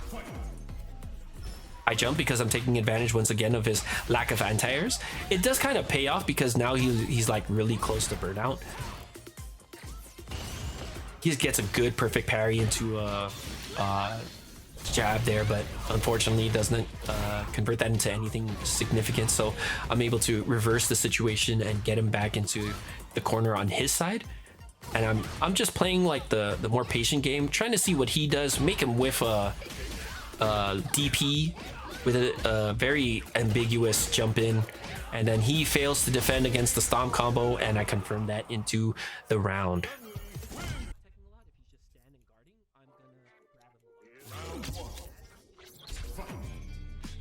I thought I only fought one JP, but I guess I fought two today. Or that day, sorry, that was yesterday. More solid JP play all around. He's doing a lot of the stuff I'm used to seeing JPs do. So I start to play this a little more normal, right? By normal, I'm, you know, like mix up the approaches, mix up your jabs. I try to grab 3 times there because, you know, if it works twice, just go for the 3rd time, you know. I get a good perfect parry off of his fireball and I'm ready to punish. So that's the first amnesia. I was not expecting it, but I was looking for him to, I was waiting to see what he would do, and he did amnesia. So that's the first bit of info I gathered. I'm pressuring him with a driver's jab again. I react phenomenally to that DI. I'm normally not great at reacting to raw DIs, but I'm keeping him in this corner now. Get a good perfect parry, but nothing really too crazy to follow up on. Just some basic combos. I still don't know why he has a command grab. It's like, why does he get one? Unreal, but whatever. He gets a good teleport side swish. Now I'm in the corner. JP has very good normals, which is why, like, it's very hard to beat him in certain stages. I think he beats us in all ranges. He's a better zoner than us. He's a better poker than us. And he has a better close range than we do. So he just plays a far different game than we do in Street Fighter. So I don't have a lot of info on what he likes to do on Wake Up. So he's only done like one EX Amnesia as far as I can remember. So I'm still gonna kind of pressure him on Wake Up. I tried to fake it because I thought he was gonna Amnesia. It looked like I was gonna do something right. So I tried to fake a Drive Rush follow-up on his Wake Up to see if he would Amnesia. He doesn't. So I realized that this guy is more patient. So I'm just peppering him, keeping him in the corner, and on his Wake Up, I'm going to do more meaties because he's not the type to just Wake Up Amnesia or Wake Up level 2. I do a double stomp combo because he's good at defending the first stomp, but he wasn't ready for the second one, and that led to his eventual loss of that round there. He opens up with a good driver low kick, a low medium kick. I was not ready for that, so I just blocked it out. Wait for him for the situation to reset. We're just basically playing the neutral here. Yeah, that neutral jump neutral jump medium punch that those JPs like to do loses to our roundhouse, but at a certain ranges we can't punish it, so we just gotta, you know, take the damage that we can with a roundhouse. He gets a good DI off of me. I'm not too worried at this point. I was expecting him to combo into level 3, but I think he dropped it with that very late spike here. So at that point, right, when JP teleports, you can stand medium punch as medium kick as Chun-Li, and you can convert that into a stance medium kick into Tensho. I messed that up by going into heavy spinning bird kick, but yeah. And that was another situation where JPs like to kind of autopilot their swipe thingy. I don't know exactly what that's called, but if you know that they like to do it, whatever combo that whatever string they like to do, just the moment you see the ender of that string go into a DI, and it'll almost always hit. So this is our second Viper of the day. I think the only characters we didn't fight were like Sagat and stuff like that, but same thing with Viper. I have experience with Viper. A lot of burn kicking, and that, you know, the first thing he does is a burn kick, so I was ready for the perfect parry there. But a lot of Vipers like to do burn kick spams. I was able to react with a DI with the 2 hits. I think 2-hit DI is very hit confirmable even for people older like me. So it's definitely possible for a lot of you guys out there. I waited because Viper does not have good wake up options, but she still has like drive reversal level 1. Those are very safe to do, or very viable to do. So I thought I wanted to wait and see what their habits were on wake up, and they didn't do anything, so I was able to just walk up grab, or they did wake up grab. So I'm gonna try and remember that for the next time that I start to pressure.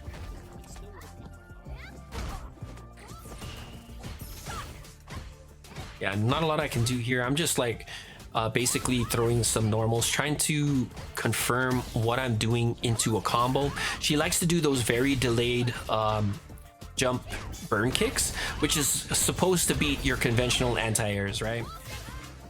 And that block string too. So like Vipers like to do those crouch fierce into burn kicks. Those are all fake. Even in Burnout, you could just buffer a Tensho kick and it'll win. I staggered my lights because I think that a lot of people fall for the staggered crouch light kicks by trying to walk back after blocking the first crouch light kick. So stagger the lights. I thought she was gonna walk back. She doesn't, so I just walk up grab after the second crouch light kick. She gets good pressure into a grab here, starts to start her offensive pressure, but it's not real. None of that. She wasn't really doing much of anything. She just drive rushed forward. I don't know what she was going for, but I didn't see anything, so I was able to punish. I don't want to spend any more drive here. I'm trying to wait to build it back because I don't want to be in burnout against Viper. I don't think she's terribly great, but I don't, being in burnout in general is just a bad idea.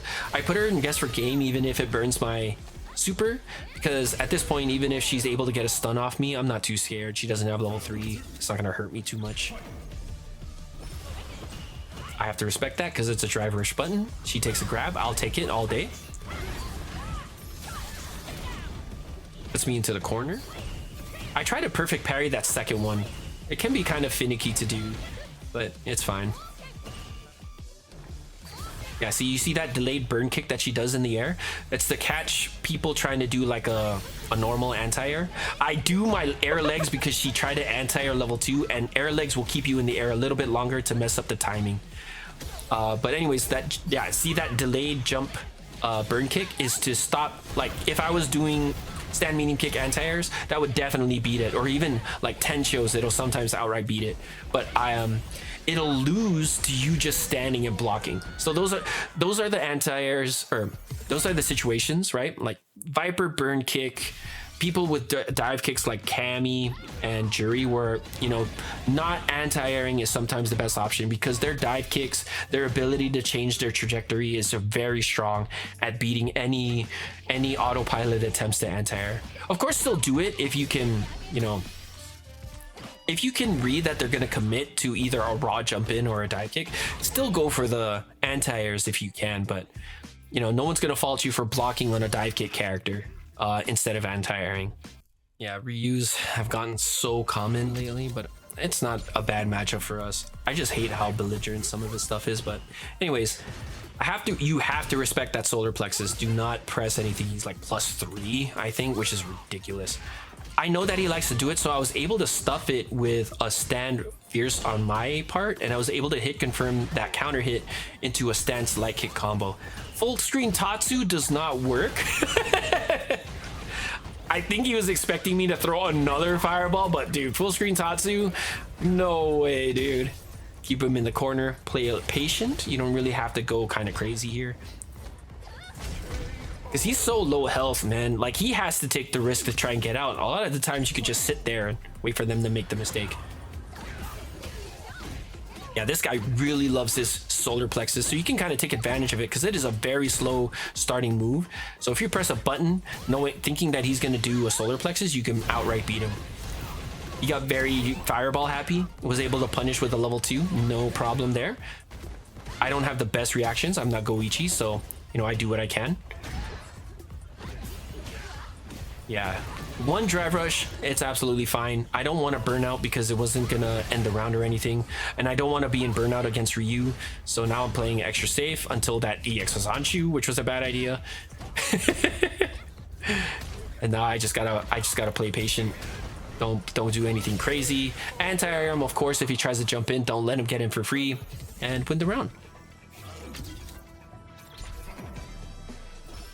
Throw some of my fireballs. I think I tried to drive rush behind it, but it didn't come out. It's absolutely fine. I'm okay with resetting.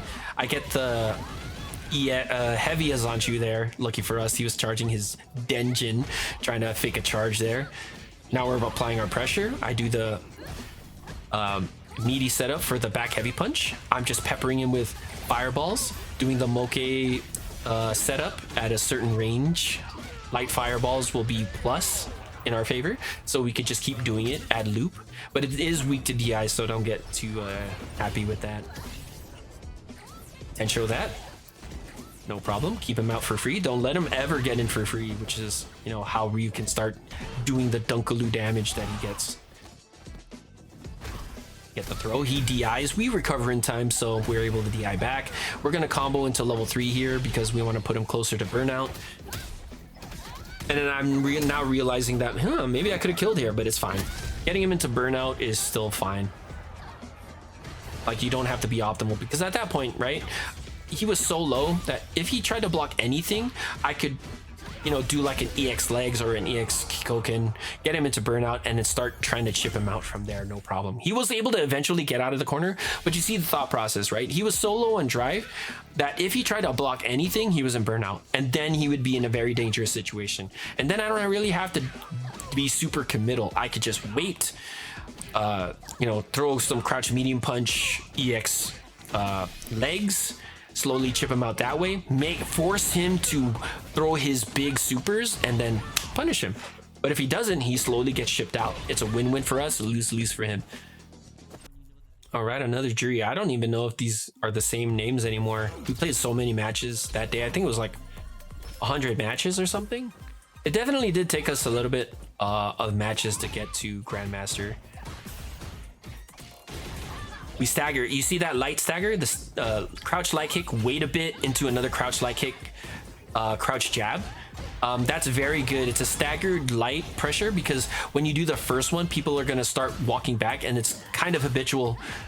Pros kind of fall for that all the time too, so it's a very good tool to start your pressure, doing the staggered lights. Now we kind of put him at guess for game. We do our safe jump setup. He blocks, we grab, and then do a media overhead for the eventual round. Drive rush. Drive rush from Jury, raw drive rush into stand medium kick is very scary. It beats up a lot of our options, so I just opt to wait. I missed the Tencho there very badly anyway. We just blocked this. We were lucky enough to get that grab. I thought they were going to go for a grab, not for an overhead. So now they're very close to burnout. I'm going to try and look to burn them now with the next sequence, which is why I did EX legs there. They did a very unsafe Fuha stock, and it eventually gets them into this level 3 combo. So I think that medium Fuha is -6, if I'm not mistaken. Yeah, so you're able to punish with a jab combo if they miss space it, and then they one and done and leave. That's, you know, I can't blame them. Even at Master, I mean at Masters, just play it out, dude. Come on now. I mean, I'll always press that rematch button unless you're super laggy or whatever. That, you know, just rematch, dog. Come on. And this is our first guile of the night. And it's a high master guile, so this guy played pretty solid, if I'm not mistaken. He tried to fake a boom by doing his Sonic Blade first, which stopped my Hazanchu, because I think at here I was like, I'm just gonna throw heavy Hazanchu round start. There's that staggered lights I was talking about earlier. Crouch light kick, wait a bit, and then crouch light kick, jab again. Off a drive rush, you're close enough to get that sequence off even with a delay. I commit to EX Hazanchu there off the Sonic Boom. Whoops. He gets a very good combo here. I was not expecting that. I was like, wow, that's a very good combo at this rank. Very impressed. Yeah, Guile's pressure in the corner is pretty good. So I end up losing that round. But you can definitely use EX Hazanchus here. One thing I like to do against people who like to do Fireball Drive Rush is to do the stance medium. Because if they commit to a Fireball and then Drive Rush behind it, more often than not, they can't block low. So you could just do a stance medium punch and it'll almost always lead to a knockdown for your favor. So I am put into the corner again. I am forced to EX DP here. I make the flash kick whiff, but unfortunately I'm not able to follow up. I do have level 2 now, so I could use that as a pseudo like anti-boom move. So I'm gonna hold on to it and try to end the round here without spending bar. Hazanchu, best anti-projectile move in the game. Am I right? It's so bad, dude. Who cares if it leads to a combo if it's like not a great move to use, even if you read a fireball correctly? Unfortunate. So I saved the level 2. I am looking to try and, you know, punish a boom with it, but, you know, it could be very difficult. So I'm just holding it. The pressure of having it makes them less likely to throw booms at certain ranges. Keep them in the corner with Tencho kicks. Keep them in the corner. Play at a certain range. I'm playing at this range because if he tries to jump out, I can easily anti-air. I'm not too afraid of the fireballs. We're both at relatively the same drive gauge, so, you know, I'm not too worried about anything here and there. Now I'm worried. I'm very close to burnout, so I don't want to eat any more blocked moves. I do try to burn out here because I say I don't want to burn out, and then I go for the burnout because I try to force something to happen. And fortunately enough, I was able to land a grab to make him panic enough to level 3. Nice, I get a good Hazanchu read there into a corner. There's the Moke light Kikoken pressure. very late hit on that crouch medium kick into our safe jumps. He's perfect parries the second hit, but he doesn't realize we're still bouncing, so we're able to still apply our pressure, continue the hits, and score a combo for the eventual round ender there. Yeah, he reads a good parry there, gets a good knockdown. Doesn't really do much with it though. So now I'm able to kind of turn the tides. I thought I was too far for the stand medium punch, so that's why I went to the jab legs there. And you could definitely do a stand light kick instead of jab there. I just did jab because I was ready to jab, not stand light kick. He gets me with a good overhead. Resets. I'm not too worried still. I just block it out, be patient, wait for him. I throw an EX because I expected him to do a boom, which he does. I expected an EX boom actually, which is why I threw it out there. And it still worked out in our favor.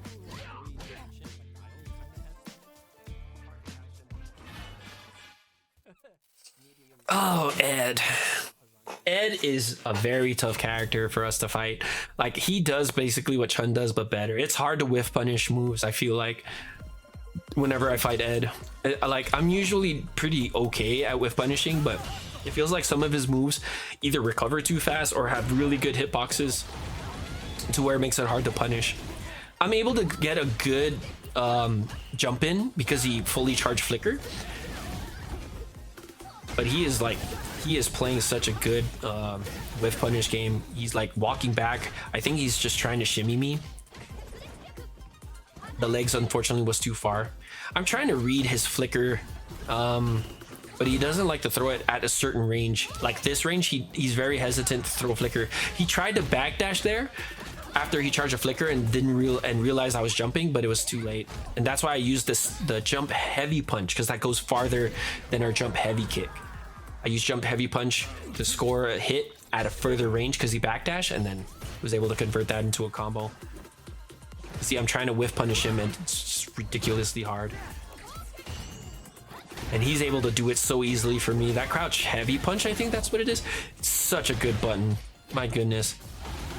I read a grab, which is why I did the tiger knee legs there, air legs, which is good for us because we get a very good combo off of it. Very risky, but it's still worth it if you can hard read a grab. He's fighting his way out of the corner. He's doing a rather good job at it. Yeah, he could have ended in level 3. I thought that was quite greedy, but it did work out for him. Able to read my bad habits of throwing Kikokens and get good jump in damage on me. I can't believe he blitzed there. Blitz is -5, I think. So if I knew he was gonna do that, I wouldn't have tried to punish afterwards.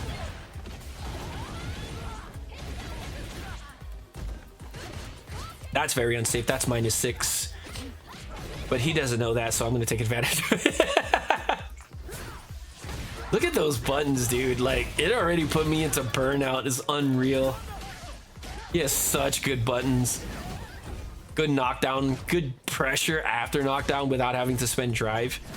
I have to eat all of this. I do not want to press. I die if I eat a combo. He's still -1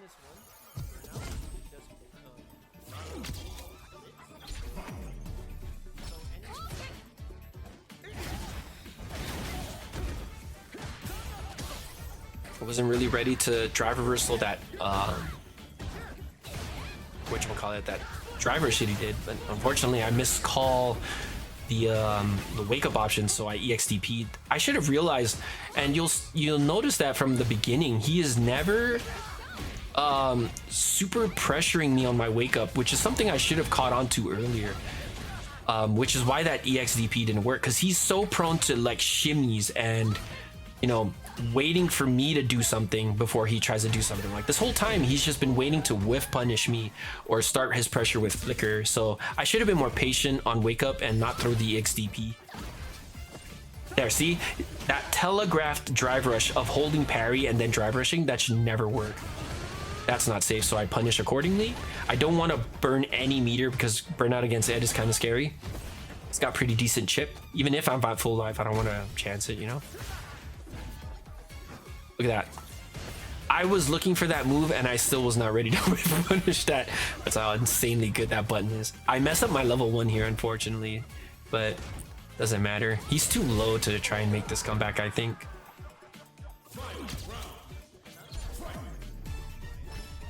Yeah, look. Such good range on his normals, man. Such a good character. Even that's a heavy button, and I let 2 of them go. I'm normally pretty good about like with punishing heavies, but dude, those buttons feel like they're too fast on recovery, so I wasn't ready. I tried to DP there. Unfortunately, it didn't come out, which caused him the knockdown. I think he definitely should have level 3'd. Would have put me in burnout. And then he's backing up. That's such a bad habit that people have. Why did you back up? I was close to burnout. You know, you should keep the pressure on, and I think that's a big flaw in some people's game plans. They don't keep the pressure. They're so scared to continue. They think that you're gonna do something and they want to go back into the neutral, but for what? Like, you could have put me in burnout. Now you're close to burnout and you're close to losing the game, and now you are in burnout. Now I could just chip, not like that though, but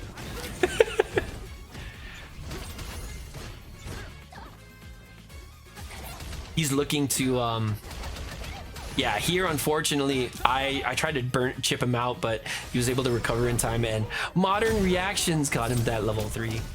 So you notice that it doesn't do as much damage as it should have. I think it would have almost like KO'd me there if that was not a 1-button modern super. That's not safe even in burnout. I mean, it is safe. It's -1, but it's -1. So if you try to press anything else, you would have lost unless it was DP. But I was pretty sure he was never going to EX DP there because he has not shown it once. And he's yet to show it at all that entire game. So I was pretty confident that he wasn't going to do anything.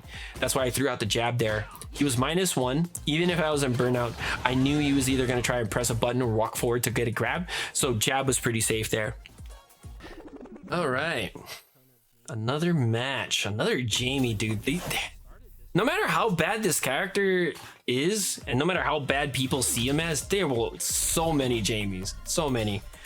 So I'm just playing the normal game. He likes to play footsies. We like to play footsies. We like to play the neutral. So we actually beat him in that regard because of our fireball.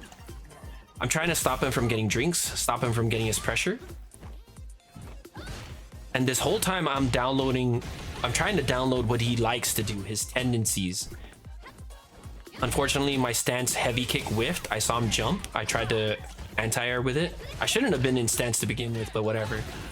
He's getting good pressure in the corner. He's keeping me there rather well.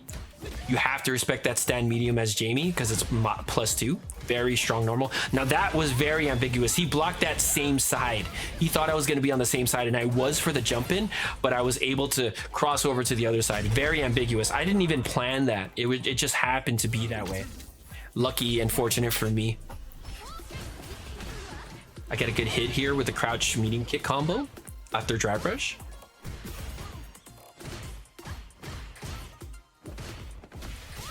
None of these are hit confirmed, which is why I'm usually ending in Kikoken. I do level 3 here. Probably would have been better to do level 2. I wanted to put him in burnout, but you know, it's fine. Puts him at a low health. Puts him in burnout. He gets a good jump in on me. Doesn't really convert into anything, which is fine. I think he's waiting until burnout to combo into his supers.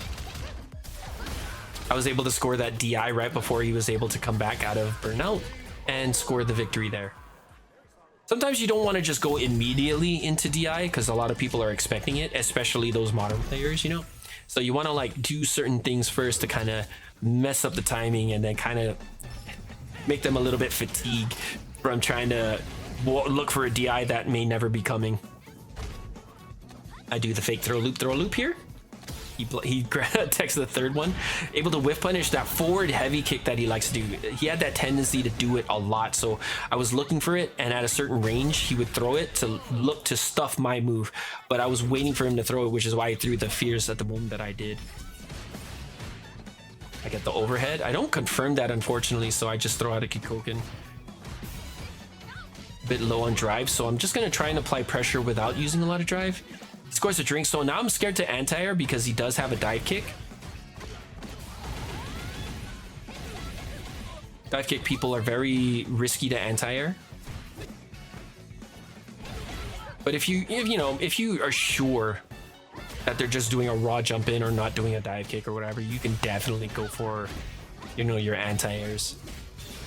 In that case, I didn't see him do it once this whole match, so I just assumed he was never gonna do it, and it just started anti-airing him, you know?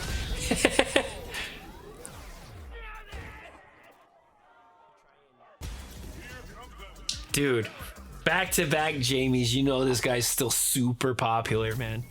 At the very least, maybe in the MR region we're at right now, he is so popular, but he's still pretty common, even in the higher tiers. So once again, shutting down any attempts to get them to jump in by anti-airing. I use stand medium kick here just because, you know, I'm just ready with a stand medium kick, so I just throw it out there. But normally Tencho is always the better option. But it was weird seeing this guy throw like 6 jump-ins in a row. He does catch me with an EXDP to get me off of him. But the staggered pressure into the second drive rush eventually seals the deal for him. So you're already like 6 jump-ins all shut down. What does he do? If he's gonna keep jumping, I'm just gonna keep anti-airing and getting free damage there. But if he stops jumping, then what does he do? Walk up forward? Yeah, it's working out for him. And I think he should do it more. But, you know, does he jump in some more? Yep, he does. He definitely does. I get the good side switch here off the air-to-air. I read the EXDP because I saw him do it once and I expected him to do it this time, and my read was correct. You know, sometimes sometimes you guess right, other times, you know, you can guess wrong. And then I do the stomps after the the heavy legs, because I figured that was going to kill instead of, you know, the normal Tencho. Can be a little difficult to do, but if you're able to do it, it does pretty decent damage. He gets a good hit. For some reason, I was throwing the heavy kick there. I don't remember why, but it's a terrible button to throw at that range. Now it's his pressure. That was a terrible move. That could have been punished there. That's -8 on the legs, but he doesn't realize that, so lets me get out of that for free.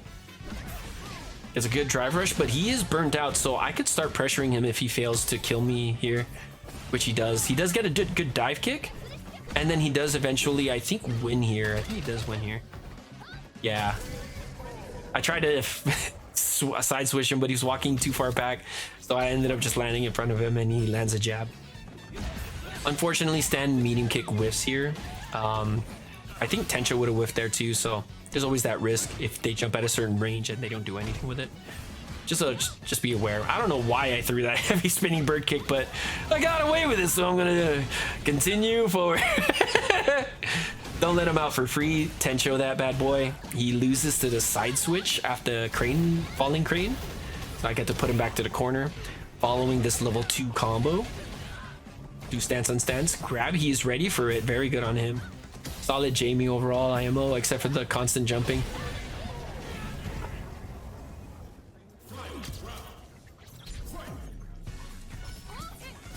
So there, I saw that he was jumping, but I already committed to the drive rush, and I was able to cancel it into the Tencho kicks to stuff him out of the sky. Now I get the pressure. He jumped. Unfortunately, I wasn't ready for it with something that would have countered that.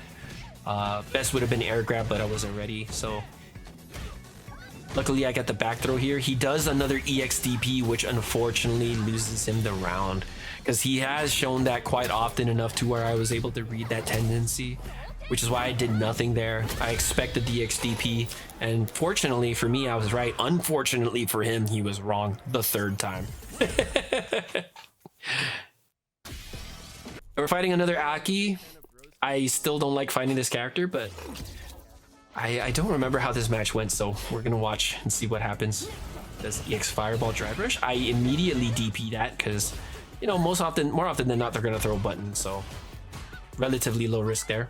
Already in burnout for him, so I'm just gonna pepper him with some chips. I registered that I hit the heavy legs. I go into Tencho, and I was gonna confirm into DI anyway, so it was a win-win for me. Couldn't really do anything about that. It was guaranteed. Nice tech on the grab for him.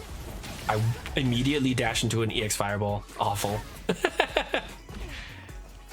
I think this is the guy that liked to do neutral jump heavy kick. There was like an Aki I think I fought that loved to do neutral jump heavy kick, and I think that was this guy. I don't remember already. Gets a good combo on me.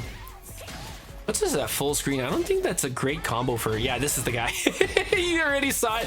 The neutral jump heavy kick. It did work out in those scenarios, but I start to look for it eventually later on down the line. Because I'm like, okay, that's kind of a weird button. I don't see that a lot that Okis tend to use. So he did it the second time. And then now I tried to stuff it there. You already see me formulating a plan to start stuffing those neutral jump heavy kicks that she seems to be so fond of. Now I'm looking for it all the time when she neutral jumps, and I'm gonna try and punish that accordingly. We'll punish it accordingly. I'm gonna try and you know, figure out a good punish for that. Tries to get a cheeky wall splat. I'm ready for it with a parry. Yeah, it confirms into level 3 here, which puts me in a bad situation, right? But not too terrible that I'm so afraid that I'm gonna commit to something. So I'm just gonna wait. Be patient here. She's kind of far. I was able to hit confirm into the crouch medium kick. So she's not in burnout yet after this level 2, but my follow-up's gonna put her in burnout. And now I don't have to really commit to anything crazy, and I'm able to score that grab.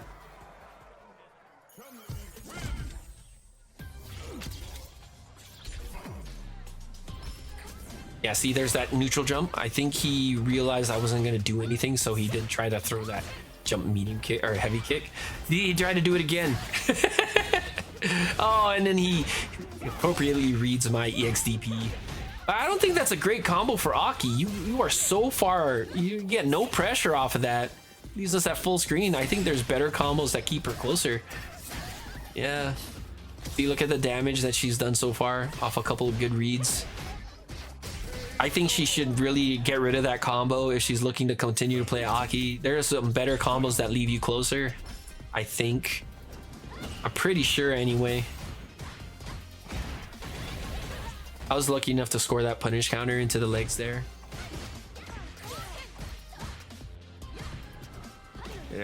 Always ready for the anti-airs, which is something you have to be ready for. Always be ready. Unfortunately, dropped my combo that would have ended the match. Makes this round a lot closer than it has to be because I'm in burnout. I'm in the corner against Oki, who has one of the best burnout pressures in the game. I eat a wall splat DI, and I think she could have killed me here if she level 3, but she didn't. I think she dropped the combo. Yeah, that was her game to win, but she dropped the combo and lost. If she didn't drop, she would have won. I'm gonna take it and run away with it.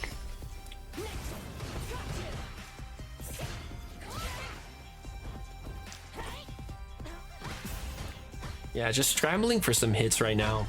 Kind of misplaying some things. I try to parry because I read a certain move or whatever. Sometimes you just think that they're gonna throw a button and you try to perfect parry to make it your turn again. It happens. I get the grab because I notice she likes to block a lot, block or parry, so I'm gonna try and implement more grabs from this point forward. Throw some fireballs. It's a back and forth exchange. She gets a good overhead on me, converts into level 3. I guess she doesn't want a repeat of that last round, so she wants to throw it now, which is good on her to build her more drive gauge, put me at relatively even HP. But that's what I was talking about. If you know people like to do slow fireball into drive rush, dude, stance medium kick or stance medium punch and you win. Easy peasy lemon squeezy. All right, I think this was our first Akuma. This guy is one of the typical Akumas I usually see, but you know, I haven't played in so long, so a lot of the shenanigans he was doing, like the constant backdash, forward dash, spam fireballs, they were working, and you'll see that they work. And he was always gonna EXDP, but I was like, you know, benefit of the doubt, I'm gonna wait to see if you do it again. But look at this, he was just walking back the whole time, but it was working because I was a little rusty and out of practice. Yeah, and I was a bit panicky on defense. A lot of his stuff was still working against me because, you know, if I just waited, none of that stuff would have worked. And then he got a good anti-air off me, which ended the round for me. But you'll see, like, this guy is playing some game that this flowchart that works for him, which is what got him to Grandmaster. And it was working against me because, you know, Rusty, haven't played in a bit, and it's a decent flowchart. It's working. Look, it's working. You know, I'm close to burnout. We're still even in HP. Akuma's fireball is really good, which is why he's able to throw them so willy-nilly from that far. And he's able to get his jab, which was a good follow-up on that jab against Azanchu. And now look, I'm at low. I'm trying to force something to happen here, but he's just guessing right all the time. He tried to go for a teleport command grab on there, but it wasn't gonna work because I already threw out a button. And he gets a good jump in. Unfortunately, this guy one and dones me. I think he's the type to not get his flowchart read. But it was one of those things that, like, sometimes you just can't adapt, even if you know what he's gonna do. And I think I do talk about this when I was playing. Even if you know what you're gonna do, sometimes the opponent just has like a good flowchart that just mindfucks you sometimes, to where like you can't adapt fast enough to where it would matter before the game is kind of too far gone. And by the time I realized like what I should have been doing towards the end of that match, it was already too late. Atari. I know I've said this a lot already, but I don't like fighting this character. I don't like fighting Aki. I don't like fighting Kimberly. Basically, at this point, I'm going to say I hate fighting every character that's not my character. But I do hate fighting Terry. I think he's really strong. He's got so many good tools. I hate the fact that he has a good neutral skip in Burn Knuckle. I don't care if you have to space it. The fact that you can make that safe or even plus is ridiculous. And I see that as a crutch in even pro play, honestly. Sorry pro players. I don't respect your character because they got a neutral skip and good options. But anyways, yeah, sadly I'm not, I guess because we've been playing for a couple of hours at this point, like 3 hours, I was already kind of getting fatigued, which is why I wasn't like drive reversaling every single crouch medium punch or crouch medium kick drive rush. I was already kind of tired. My reactions were kind of slow, so that's unsafe. And that guy punished it right there. -8. Able to come back with that lucky crouch medium kick hit into the hit confirm.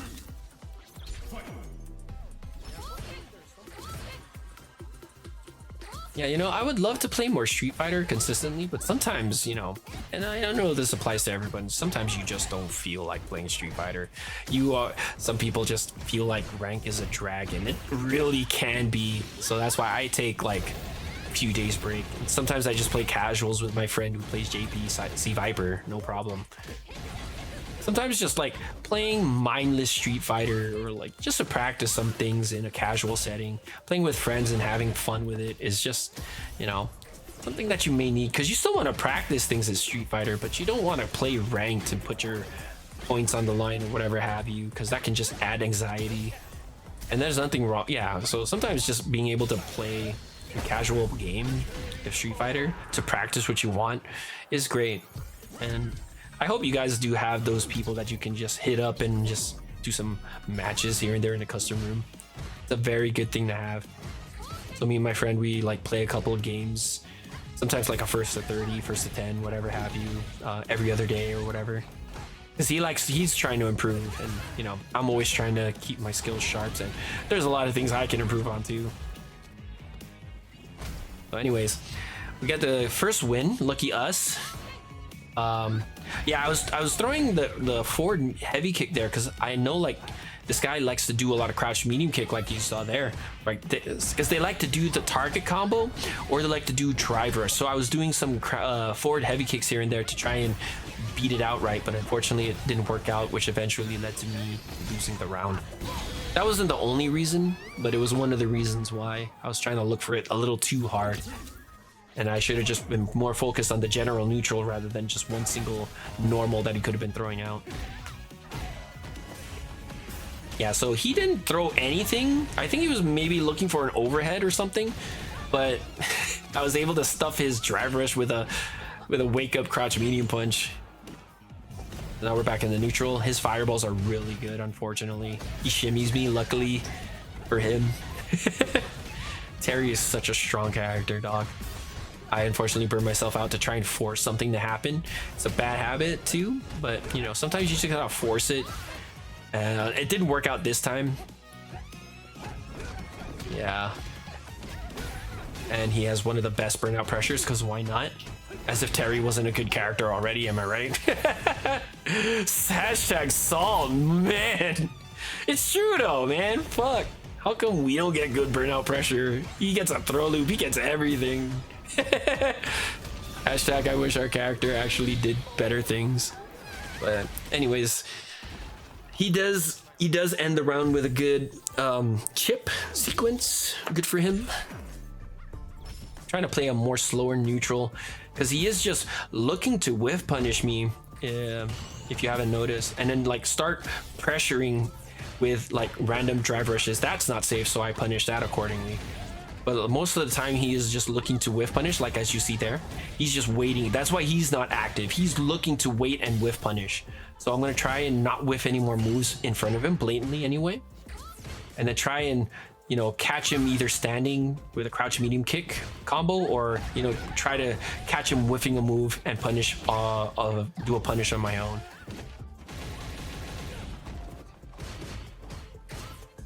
So we're back in the neutral. Unfortunately, I spent more drive than I wanted to there. So that's why I'm playing the slower neutral. I don't want to burn myself out.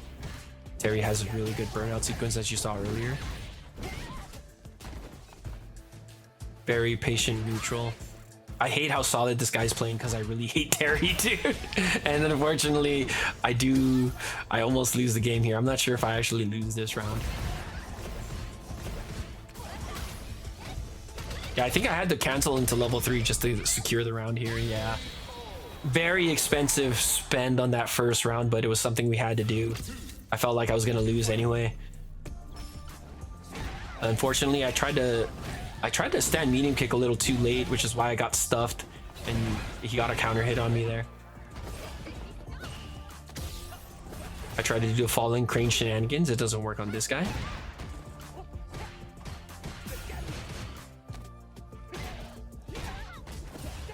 Yeah, that stand heavy punch 2 from Terry is so goddamn good. I think it's like +2.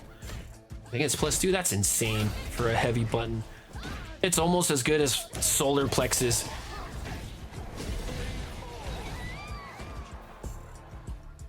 So you really have to respect that. And on drive rush, if you block it, that's +6. You have to like just hold it. Luckily, I was able to score a good jump in, catching him throwing a fireball.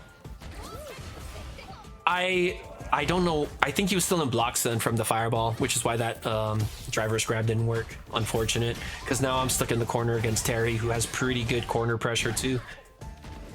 I just wait for him to do something like that I can whiff punish and then turn the tides in my favor. Go for a side switch. Keep him out of the air. Don't let him get in for free. It's the last thing I want for a Terry anyway. Nice tech on the grab there. I immediately go for a dash grab to kind of catch him sleeping a little bit. He has a good back throw on me. This could be very dangerous. We're both at 1 hit kill, and unfortunately he gets a random ass DI. Drops the combo though, so I'm just gonna try and chip him in and win. That's his fault. He dropped it. He messed up his DI. He could have just killed me there, but you know, we take those. I don't care. Fuck you, Terry. No hate, but all the hate. God, your character is too strong. All you Terry players out there, goddamn. Another Kimberly. It's okay, I'll try and focus more on the match itself, despite my intense hatred for Kimberly. Anyways, same things. I'm gonna look for all of her neutral skip and her shenanigans. Unfortunately, Kimberly also has a naturally comboing overhead that she can combo from, so I have to really be patient and on the game to react to anything. But when I have the pressure, as you see right now, I'm gonna try and keep it for as long as I can, because Kimberly does not have good reversal options. And right there, I punish one of her skips with a slide. That's one of the best ones to look out for, because Kimberlys are so prone to throw those out. I try to end the match with an overhead. Unfortunately, the DI goes right through my Tencho. I did it a little too early, so the armor was still active, so it went right through. If I did it a little bit later, when the armor ran out, it would have worked. Wait for the slides. Watch for the teleports too. Gold smoke means that she's gonna be in the air. Blue smoke means she's gonna teleport grounded, like that one right there.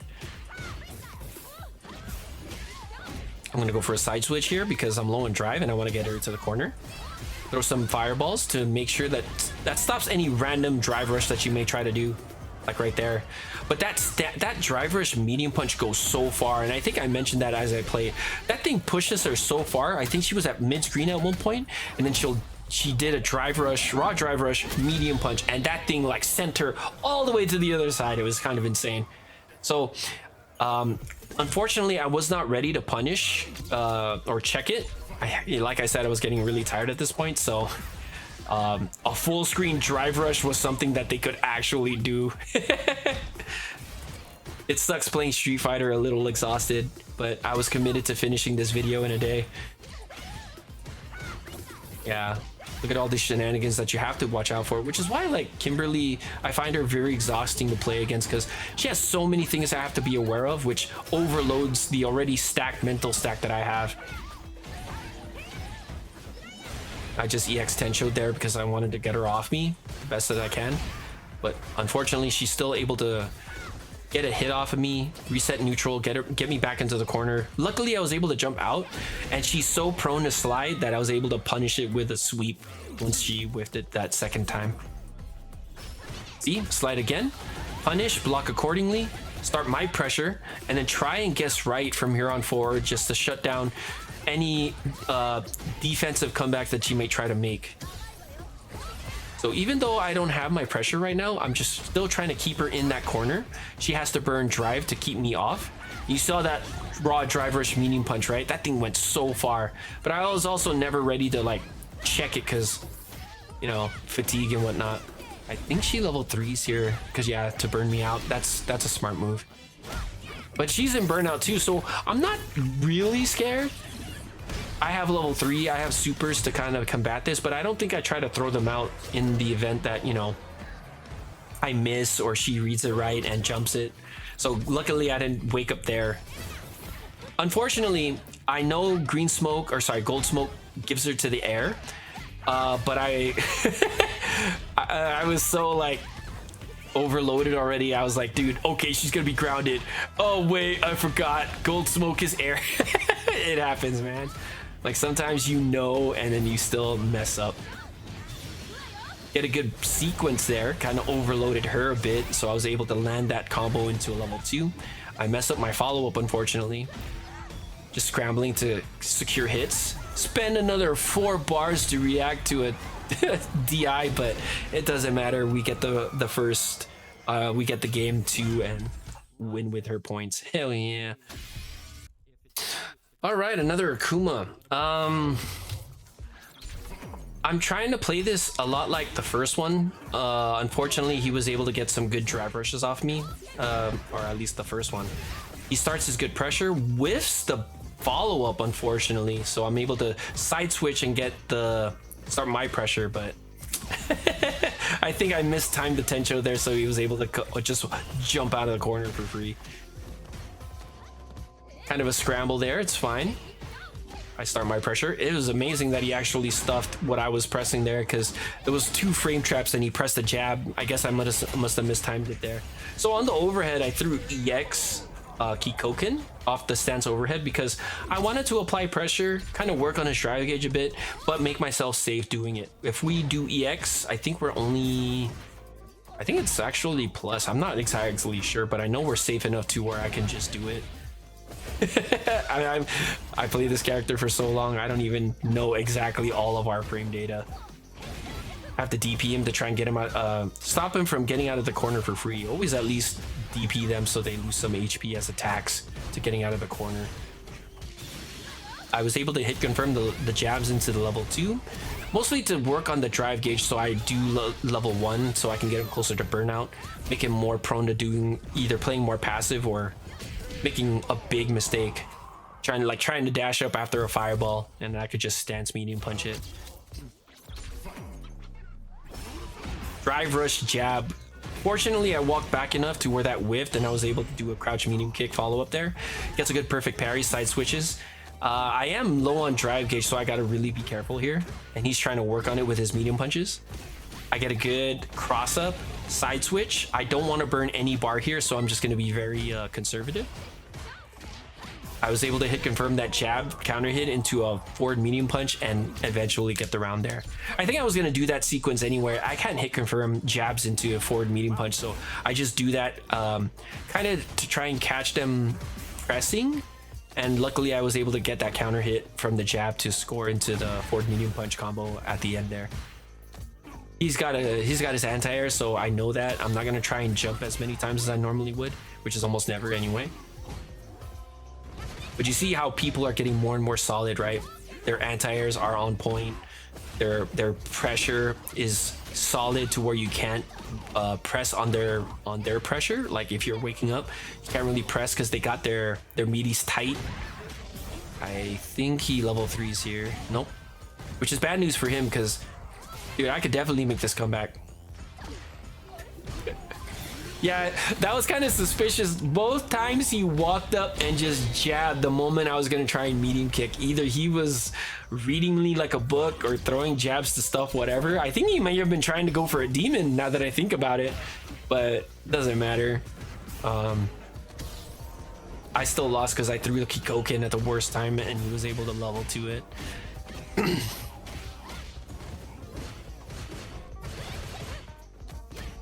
Back throw, and unfortunate. I did want to throw, but I did not want to back throw. I don't know actually how that happened, but he's low enough to where I want to super here. I'm going to do the heavy spinning bird kick variation. That's usually my go-to just for damage, corner carry, and you know, better Oki. We get much better Oki on the spinning bird kick than we do on the safe jump. Yeah, I think this is the first. No, this is one of 2 Rashids. I don't like this character even if we have the advantage here, mostly because a lot of these guys like to stand back and do that little fireball shenanigans, which we counter heavily with our Hazan. And then even normal wise, like Rashid's normals are kind of stubby, whereas ours are very far reaching and very good in the neutral. So that's why in those scenarios Chun's is very good against this character.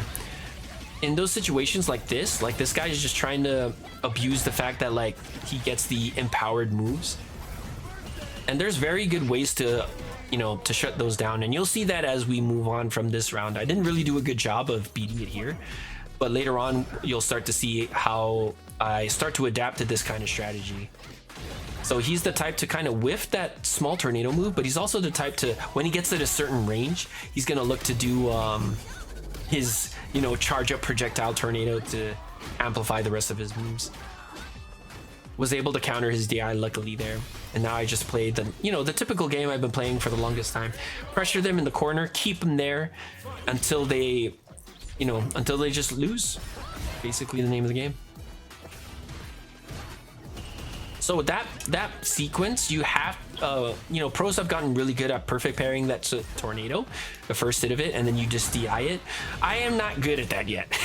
It's gonna take some time for me to get there, but you know, see, at a certain range, he loves to throw it out, and it's not just him. There's a lot of Rashids in these lower MR ranges that just love to, you know, pepper with fireballs, which not really doesn't really do much because, you know, it goes at an angle, so we could just wait it out, wait for our Nazanchu. He messes up his level 2. I'm able to just parry all of this, and I eat the littlest of damage from that level 2.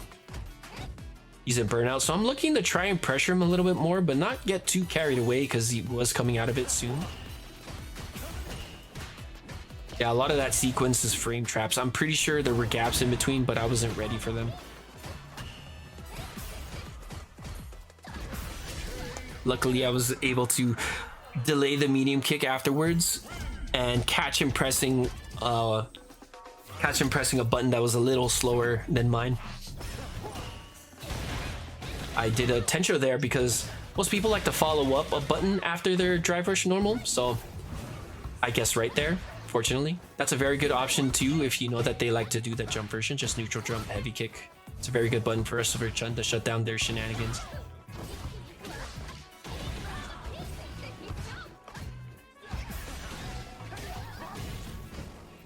So he's in burnout. I'm not really scared of him here. If I needed to, I could have just drive reversal, but I didn't want to waste the drive because I feel like his pressure is kind of weak, you know, without drive. So I'm like, I'm not worried. I get him with a good DI here because this guy was so fireball happy that I could throw a DI in response to his fireball, even at that range. Catch him trying to do some shenanigans off that tornado, so react with a combo into level 2, start our pressure. He's able to perfect parry, but doesn't know what to do after the follow-up, which shows me he doesn't lab it a lot, which is fine. You know, I don't lab stuff a lot either. Able to hit confirm my drive rush jab into a combo here. It's pretty much guess for game at this point, but he guesses right off the overhead. And I think level 2 comes in. I'm still not too worried about it. I'm just gonna eat all the grabs. I don't want to get into burnout, which doesn't stop me from getting into burnout anyway. Yeah, he gets a DI here. I'm still not worried. He's not gonna kill me off one bar, even with all of his drive. I was fine. You just gotta be patient sometimes. Yeah, I do misplay the neutral here. I'm throwing out moves in the hope to God that I, you know, get a hit here, but I'm still not super worried. Just gotta be patient sometimes. It's like, oh yeah, I'm in a bad spot. I got DI'd, right? Pfft, can't kill me. I'm confident. And if I'm wrong, but I was pretty sure I was right there. There's another projectile. I'm ready for that with a Tensho kicks. You're gonna get in for free, sir. No, not on my watch.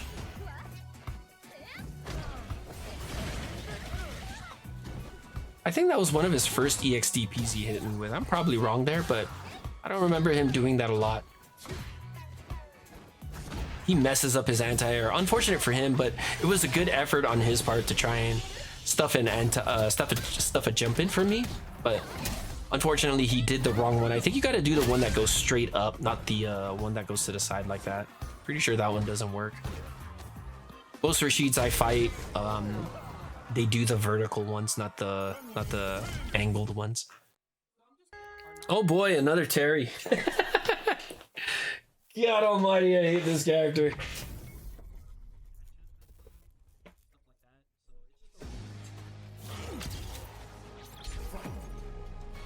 So this guy is almost at Ultimate Master. And see, that's what I mean. That crouch medium kick target combo that Terry's love to do burns a couple of drive rushes. They can make it, or drive gauge. They can make it safe by drive rushing or doing crack shoot.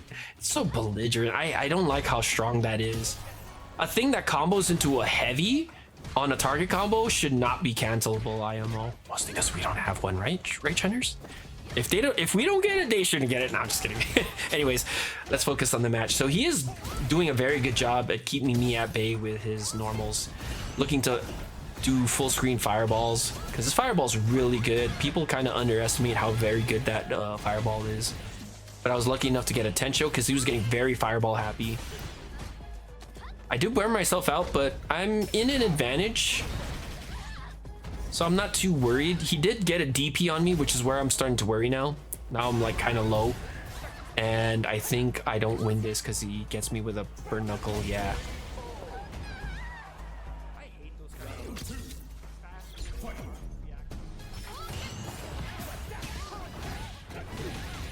That was a good perfect parry on him. Now I'm in the corner. I had the EXDP.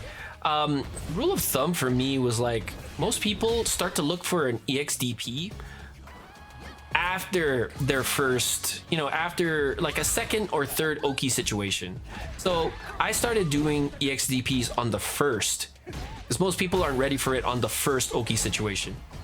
I try to read a grab, he backdashes, so we reset back to neutral, thankfully. He whiffs DP here. I go straight into level 3 because I'm very close to burnout. I want to chunk his life a little bit, but mostly because I don't want to get into burnout, not against Terry. Unfortunately, I burnt out there. And I tried to DP crack shoot here and there, but I think you can only realistically stop it after the crack shoot. Because after crack shoot, you're plus... No, it would trade. Because he's +1 after crack shoot and burnout. So if you try the jab, it would trade. No, I think, no, it would be counter hit. No, we would lose. Unfortunate. So I think what we have to do is we have to stop it in between the stand, because he was doing stand, jab, crouch, medium punch. We have to stop it at the right before the crouch medium punch, because that's where the gap is. Because I think his jab is only like +1 there, +2 maybe, and mediums are plus or 6 frames. Yeah, that would have been the place to stop it. Anyways, another Kimberly. This one's kind of patient.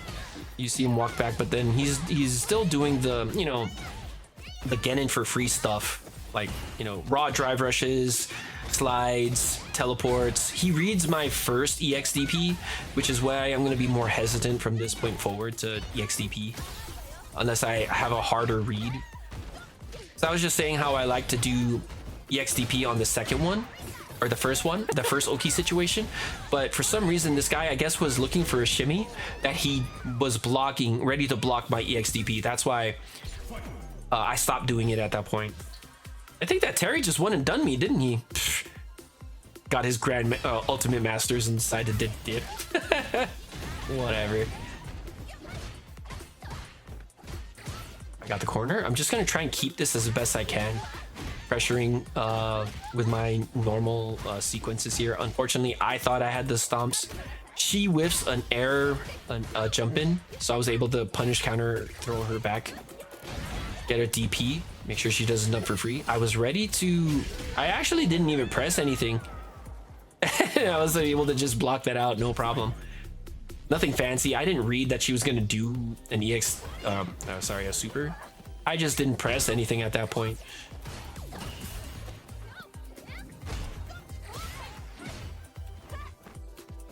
Yeah, see that drive rush, that raw drive rush medium punch goes so far, dude. It's unreal.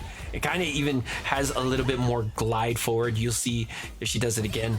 Like, it still kind of moves her forward. Even as the stand medium punch is coming out from that drive rush, it's still pushing her forward, which is kind of insane. I do level 3 here. I could have killed if I did the proper routing, but I already did spinning bird kick, I think, EX spinning bird kick, so yeah, I definitely could have killed 2 different routes there, but whatever. And then she went and done because I guess she didn't want to get figured out, or she just didn't want to fight someone that, I don't know. I don't understand why people went and done sometimes. That guy wasn't even too terrible, and he was getting some decent reads off me, you know? I don't know why he went and done.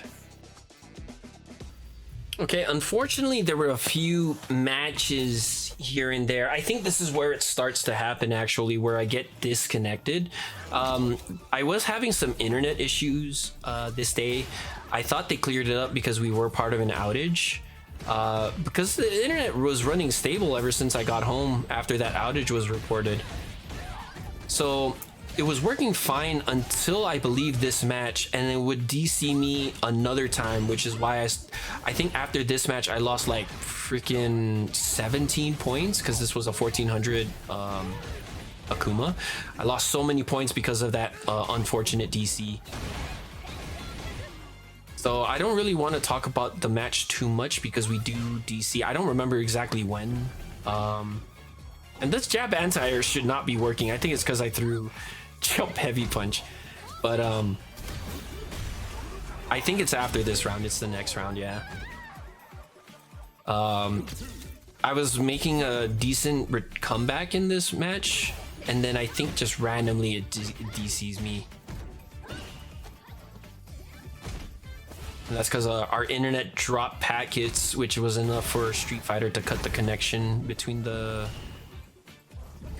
me and the opponent. I didn't want to spend level 3 here because I knew I could kill without level 3. I was in such a big life lead that I didn't want to risk it. Yeah, there's the DC. Unfortunate. And then I lose a lot of points. I lose a lot of points. And then I join another match. I think it was against another Kimberly. Dude, it is just Kimberly day, honestly. I think we fought this guy before. That outfit looked very familiar.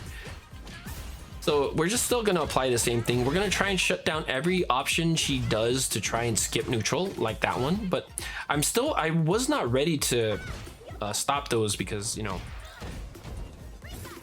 fatigue, and there's a lot of other stuff that she does more commonly, like slide, like teleports and stuff that I was more looking for. Reads the XDP on my end, unfortunately. I think it's because they're trying to shimmy to get more damage, but she has her burnout sequence here, their drive gauge eating sequence here. So I am low on drive gauge. She scored a hit. I am low. I think I don't really make this comeback here. I went for the burnout because I wanted to do the side switch and then maybe start making something happen here. I actually don't even know if I win this. Oh, I do. Hell yeah. Good job, me.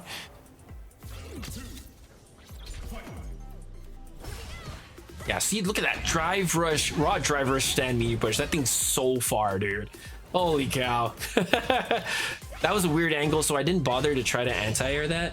If you get the perfect parry on that run, you can do the drive impact, but I tried to do some impromptu makeup side switch there that did not work out at all.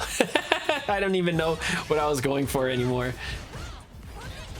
Look at that shenanigans, man. Anyways, I was lucky enough to parry a few hits there to regain a lot of drive gauge. So I'm just trying to play a solid defense and then wait for my opening. Try and stuff some other neutral script that she tries to do. She is mashing jab, but I don't think I realized that to take advantage of it during the match. Because it's not like she's doing it a lot, but we do score a hit. We do get the corner on her. She does guess right with a empty jump grab, and then she yeah, she's trying to force the hit here. I'm looking for slides, TPs. Unfortunately, I guessed wrong. I thought she was going to do an air attack following that air TP, but I did not. Or she did not, and I ate a punish counter grab there.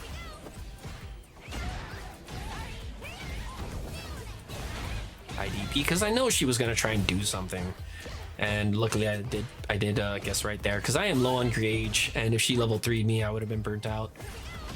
So that's that whole game plan. Literally, she just walks back and then forces her way in with drive rush, medium punch. If I was anywhere not near as tired as I was at this point, I would have started to try and check those drive rushes. She missed times her bomb, which is great for me. I don't want to eat a bomb setup. Still keep her on the corner. The only thing that has stayed relatively consistent this whole time is the fact that I was ready to anti-air. I may be bad at, like, you know, checking drive rushes and all that jazz here and there when I get tired, but one thing that'll never stop for me is anti-airs. Yeah, I messed up a lot, but it doesn't stop me. And I think if you guys can develop a sort of similar attitude and just keep trying to practice your anti-airs, I think you guys will get golden, definitely. I think this is the same guy, the same Oki, the stand, the jump roundhouse guy. Neutral jump roundhouse. Yeah, I think this is the same guy. Yeah. So those I normally drive reversal, but I think I just held there because I was not sure if he was gonna do anything with the plus frames. So I just stood there. I blocked it, and it worked out for us. So they are low on drive. On health, so I'm just gonna try and work my way in. They completely missed their cruel fate, and then from here on forward, just try and keep them in the corner. The stance was a mistake there. I try to keep Coca in for some reason. I keep swinging my controller down to get the stance instead, but that should be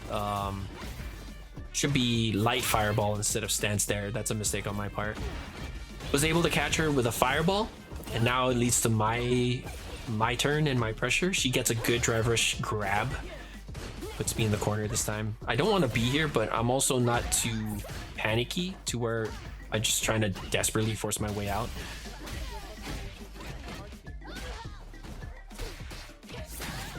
So I think she could have, I don't know, if she level 2'd me there, would have been in a bad spot. Yeah.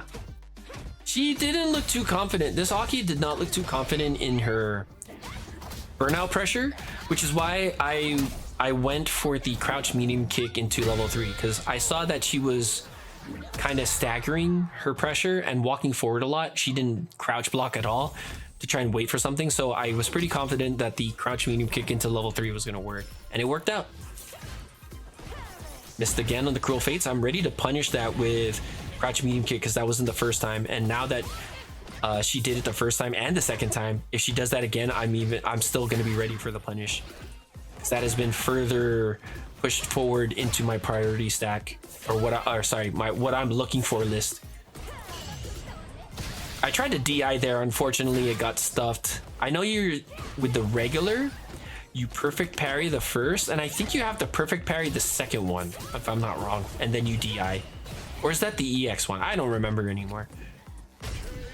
Little bit of computer hiccups on my part there. Street Fighter is a CPU intensive game. My CPU is not bad, but not the best either.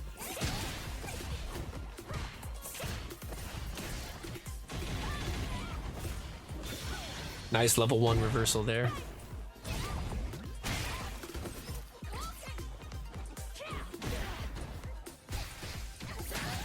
Good jab confirm on her end. She tried to go for a command grab there, but luckily I was throwing out a jab at the time.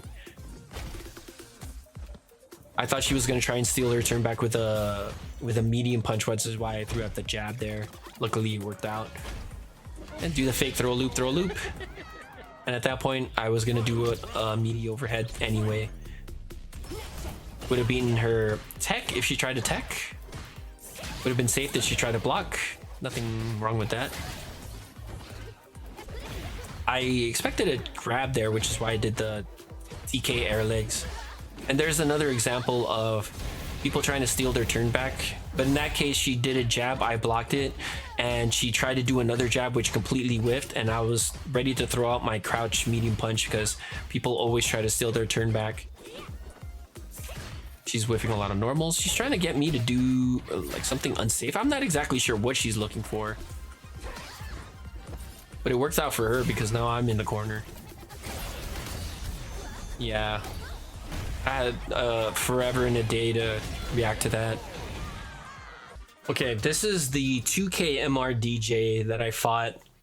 Unfortunately, I wish he played it out more so I could showcase my approach. This is going to be a very completely different game than what you were used to.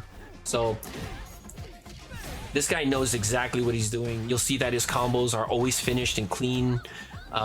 He's not panicking. He's expecting me to do something, which is why he tried to parry there and I was able to score a grab. That's unfortunate. I thought he was going to continue pressuring there, which is why I got hit by that. So unfortunately, DJ has really good corner burnout pressure, so I had to hold a lot of this. I actually don't even know where the gap is because I have never labbed it. DJ has become kind of uncommon too. Not a lot of people play him anymore.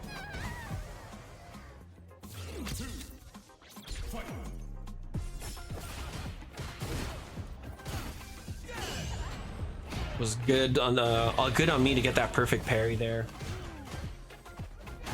But he does love to do the sway back in neutral, and not off like, you know, like people like to do the sway back after like a drive rush button and then they'll sway back, but this guy does it in neutral, so it was something I had to really be ready for. Unfortunate drop there. The crouch medium punch wasn't far enough. He gets a good driver's grab there. I'm in burnout. I'm in a bad spot. I could actually lose the game here. That's why I threw out a level 3, because I saw that he swayed and went for the low, and I knew this was my time to try and make that comeback here, and especially get out of the corner. So he's in burnout. I'm not too worried now at this point. I could just survive, get back out of burnout, and then try to start my pressure since he's in burnout.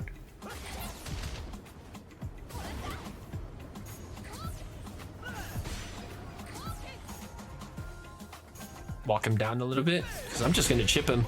If he got anywhere near me, I was going to try and chip him, but luckily the sweep was able to connect before he got out of burnout. Dude, the Tensho kicks, always got to shut down the air approach if you can. DJ's hop is kind of hard for me to Tensho, so I usually resort to stand medium kick there, just because, you know, it's a one button thing and I can react with it. Sometimes Tensho is a little too slow with my hands to come out in time. So it's actually looking pretty good for me here, but he gets a couple of good drive rushes because DJ's drive rush is so damn good. I expected a grab. See, right there. I think I was trying to look for a Tencho, but it didn't work out. Delayed button to catch me. He catches me with the EX low because the last time I saw him do it, he did overhead, which is why the low caught me and he was able to combo into his little target combo thing there. Unfortunate. I think we should have been able to play that out, but I think he was a little scared to lose his points or whatever. Maybe he was trying to get to a legend run, but still, man, don't be a puss. Fight it out, bro. Dang.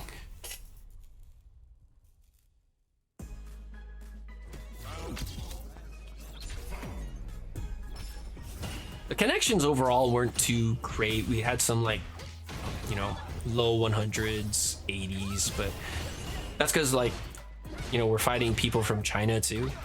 And those connections are not usually the greatest, like China, Singapore. Sadly, it's not great connections with us, but if we get people from Japan, normally the ping's pretty good at like 50, which is why I want to like keep it at 3 to 5. Otherwise, if I put it to like 4 to 5, the wait for matches is going to be so long. So I keep it at 3 to 5 because, you know, I'll deal with an 80 ping, it's whatever. But it's a pretty solid Ken so far, you know, doing pretty standard Ken stuff, nothing out of the ordinary. Ken is kind of scary to be in burnout against because, you know, Jinrai exists. Unfortunately for him, he tried to do a drive reversal because he thought I was going to be landing from the stomp, but I hopped right behind him and was able to get the punish counter grab.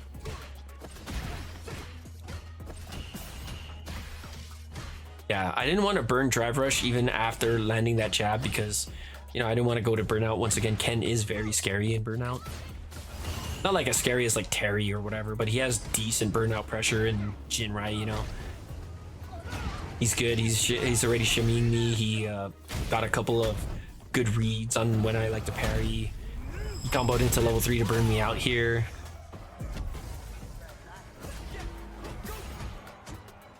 Yeah, see, Ken's pressure is very good. Gets a throw loop still. EX Jinrai chips really good. Yeah, and then I mistimed the jump and I end up jumping back instead of neutral jumping. And I eat that. I land right on top of that EX fireball. So now I'm playing a more patient game. I'm just slowly walking forward, waiting for him to commit to a big button like he did with the stand roundhouse or stand fierce there. Because a lot of Kens and Ryus like to buffer drive rush cancel from those buttons, like right there. So if it hits, it's great. If it doesn't hit, he burns a lot of our drive gauge because, you know, he's going to maintain pressure there.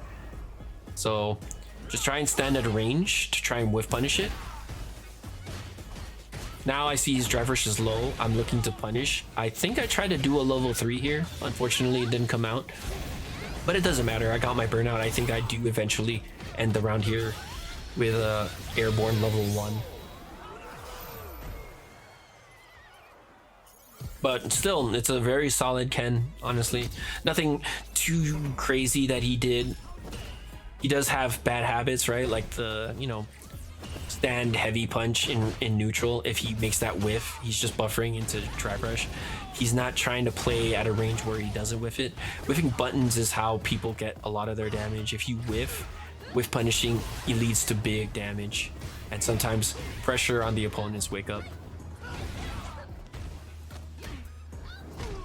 So I get a good back throw here. He gets a good sweep off the perfect parry. It wasn't a really punish counter, but he was able to still secure the round, even though he burned himself out. Sometimes, you know, the snowball effect is pretty strong in Street Fighter 6 especially. Now I'm realizing that he does like to autopilot his crouch medium kick into drive rush, and even his stand heavy punch into drive rush. So I am drive reversaling it now. I'm awake.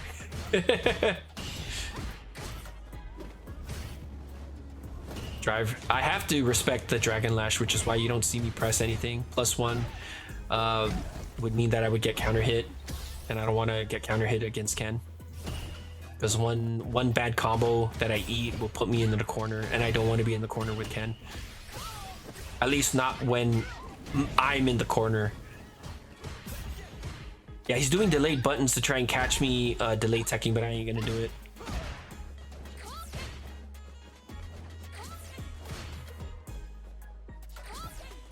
playing a safe neutral.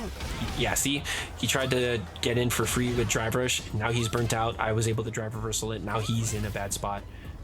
I'm gonna try and walk him down to the corner slowly, of course. He still can do like a run DP level 3 to end the game, but luckily for me, he never did it, so.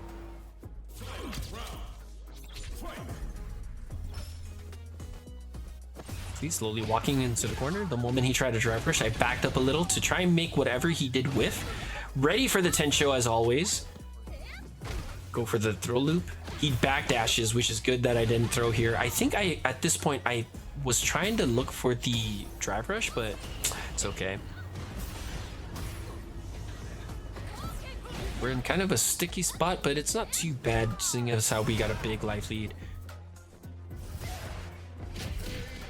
I thought he was going to throw another fireball, which is why I did stance medium punch, but he just threw Dragon Lash. Luckily, I caught him at the beginning, because if he was in the middle part of his Dragon Lash, I would have went under his Dragon Lash, and I think he would have went over me. I think he would have reset us, but it would have put me in the corner, and I don't want to be there.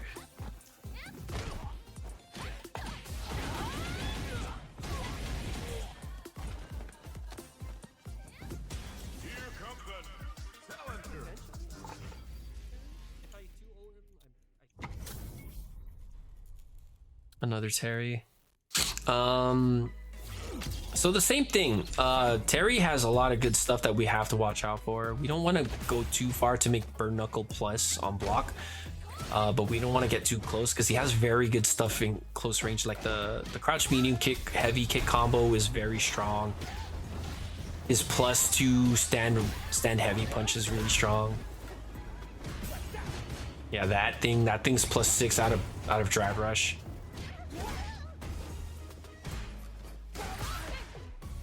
So I'm just trying to survive the corner. He's got a good air-to-air there. I did burn myself out to, I wasn't ready to commit to anything else, and I wanted to get out of that corner. The only thing I could think of was do a drive rush cancel there. That Tensho was to stop another crack shoot that never came. So unfortunate.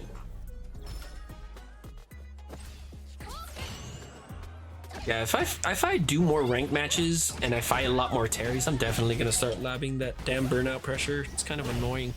I'm not even sure if there's an actual gap there, but I'm thinking it's if they do the jab into crouch medium punch, I think that's where it is. So I'm just getting manhandled here, unfortunately. Guessing wrong on wake up every time. Him guessing right.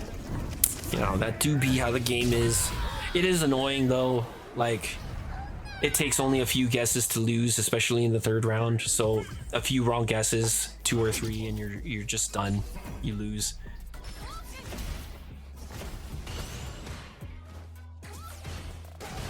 That's not safe. So you have to be with characters like Terry, where at certain ranges they can make things safe. You just gotta have it's a feeling thing. I wouldn't even call it a feeling, but I do got the feel for like when it's safe. Like if it was kind of close, like you'll get a feel for it eventually. You get the timing down to where like, okay, this was way too close. There's a good chance that this is punishable on block. And then usually I just punish with a jab combo. But it's not just him. I think Luke also has that with his which was it? Oh, the knee. So that knee is normally relatively safe for him, but he can make it plus if the screen shakes. Yeah, I have to respect that driver stand heavy punch because that's like +6. He gets a DP. I get the good perfect parry here, and now I do the level 2 even though it's not going to burn him out, just to get him closer, get him to the corner, and I do this cheeky DI reset that I've learned from some of you Chunners. I do fuck up my wall splat combo, but that's because that's the nature of the game with Chun. Our stuff is so finicky, dude. Like, I hate that we have to delay our fucking jump roundhouse where no other character has to do that to continue their combo, I got a good Azanchu there, and eventually leads into me winning the round from here.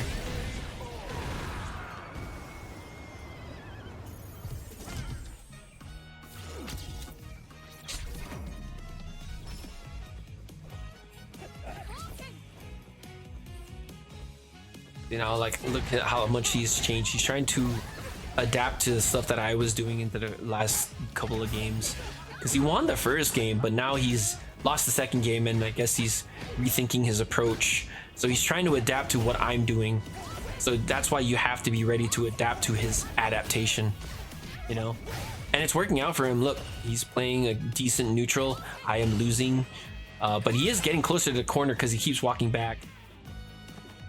Sadly, though, I wasn't ready to punish his crouch medium kick, which is something that if you get good at punishing, you win a lot of matches just from that alone, because, you know, people are really over-reliant now on crouch medium kicks, that if they start to whiff it in front of your face and you're able to whiff punish it a good amount of times, you start to win a lot more matches. Because, yeah, you know, even at the highest levels, people do still abuse the fuck out of crouch medium kick.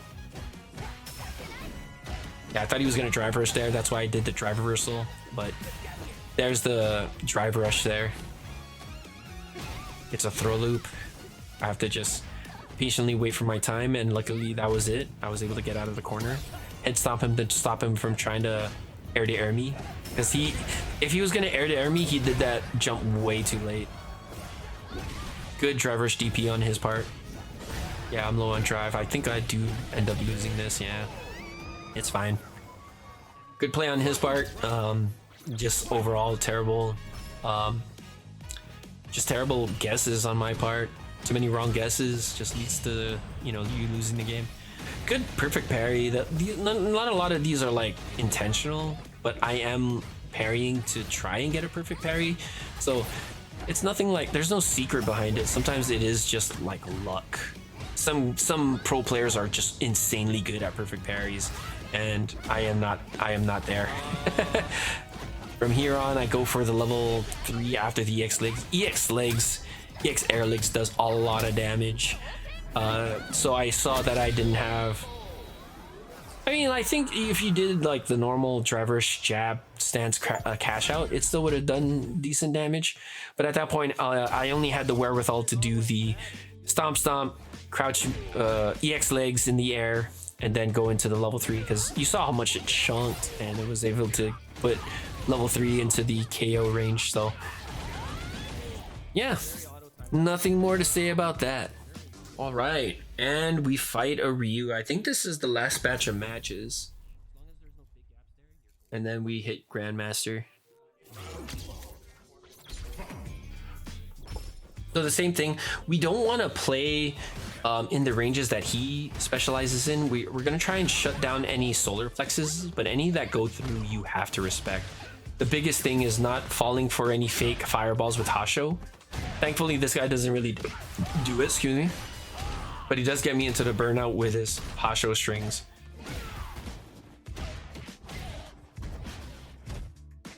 Nice. He fortunately whiffs a grab there because he's so plus after the drive rush, the burnout normal from drive rush, that I was still in block stun, which is why the grab whiffed, and I was able to score a punish counter grab there.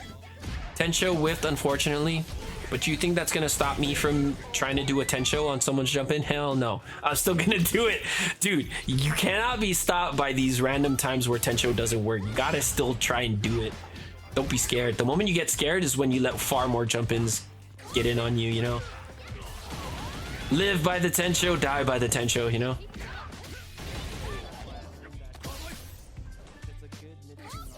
So that sequence, the drive rush jab, whiff jab into crouch medium kick, is a very good sequence. I learned that from Moke watching his ranked videos a while back. It's a very good sequence because when you do the drive rush jab whiff, it kind of looks like you're doing an overhead, like a delayed overhead. So people start to walk back and leave themselves open to the crouch medium kick, into the stance light punch, into light SBK. I have to burn level 3 here just because I'm in burnout. This is the only guarantee to win the round, and I don't want a chance being in burnout with that low HP against a Ryu, you know? So I go for the guaranteed win here. I am gonna be 3 bars down, but it's fine. If I play this next round right, I win anyway, so play patient.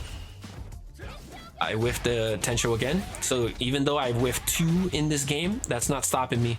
I'm still gonna Tensho no matter what if they jump. No matter what. See that? It worked out that time. And now it's worked out so well that I put him in the corner.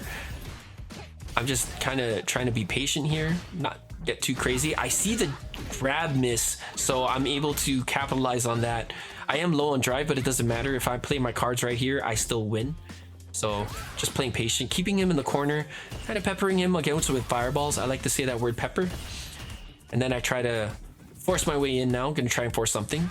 Trying to force him to do something, actually, to get him to make a mistake. Catch him walking back into the drive rush, crouch medium kick here. So I do play another game because I'm a man and I always do the rematch. Doesn't matter if I already hit Grandmaster, we're still giving him that second match. At the very least, second match. So once again, we're just like slowly walking him to the corner. Sometimes that's a very powerful move in itself. Just slowly having them walk themselves into a corner by just inching your way forward. But now I'm in the corner, so now I gotta play kind of patient if I want to get out of here. Most people are gonna start to play like how I play the higher you go, by like playing at a certain range to stop you from jumping out for free. Good DP on him. So he's low. I kind of want to try and chip at that drive gauge, but I didn't want him to get out of the corner, so unfortunate that he was able to jump at the best time that I drive rushed. That's going to hit me. And unfortunately, he threw the sweep at the worst time, and unfortunately, he was able to lose. I like to say unfortunately a lot. Sorry about that. I'm also very tired at this point, but we're going to get this done. No anti-air, very surprising. I know that was one of the only times I jumped, but you should always be ready to anti-air, even if you're gonna miss. I missed like 2 anti-airs and it cost me big, but I'm still gonna do it. We put him into the corner. Unfortunately, didn't get the combo off the jab. Tries to do some cheeky donkey kicks to whittle down my drive gauge. Gets a good grab. I am kind of low. He whiffs the solar plexus, which works out for me because now I could go for the guaranteed level 3 combo into the round ender. Does he DC here? Oh yeah, he does DC. What a loser, dude. Come on now, man. But anyways, that is the run from rookie to master. It took me about, the video says 4 hours and 18 minutes, but it's really realistically about 4 hours, a little less than that, because I did do some, I was going over some combo things in the beginning that I decided to axe because you guys already are, there's a lot of better videos on combos that you guys could be using. The ones I use in the videos to climb are the ones that I found were like either the most optimal or at least given the situation, the best that I could do. But anyways, that's going to be it for today's boys and girls and men and ladies. If you found this interesting, please let me know. Otherwise, I hope you all have a great day. And yeah, good luck and right.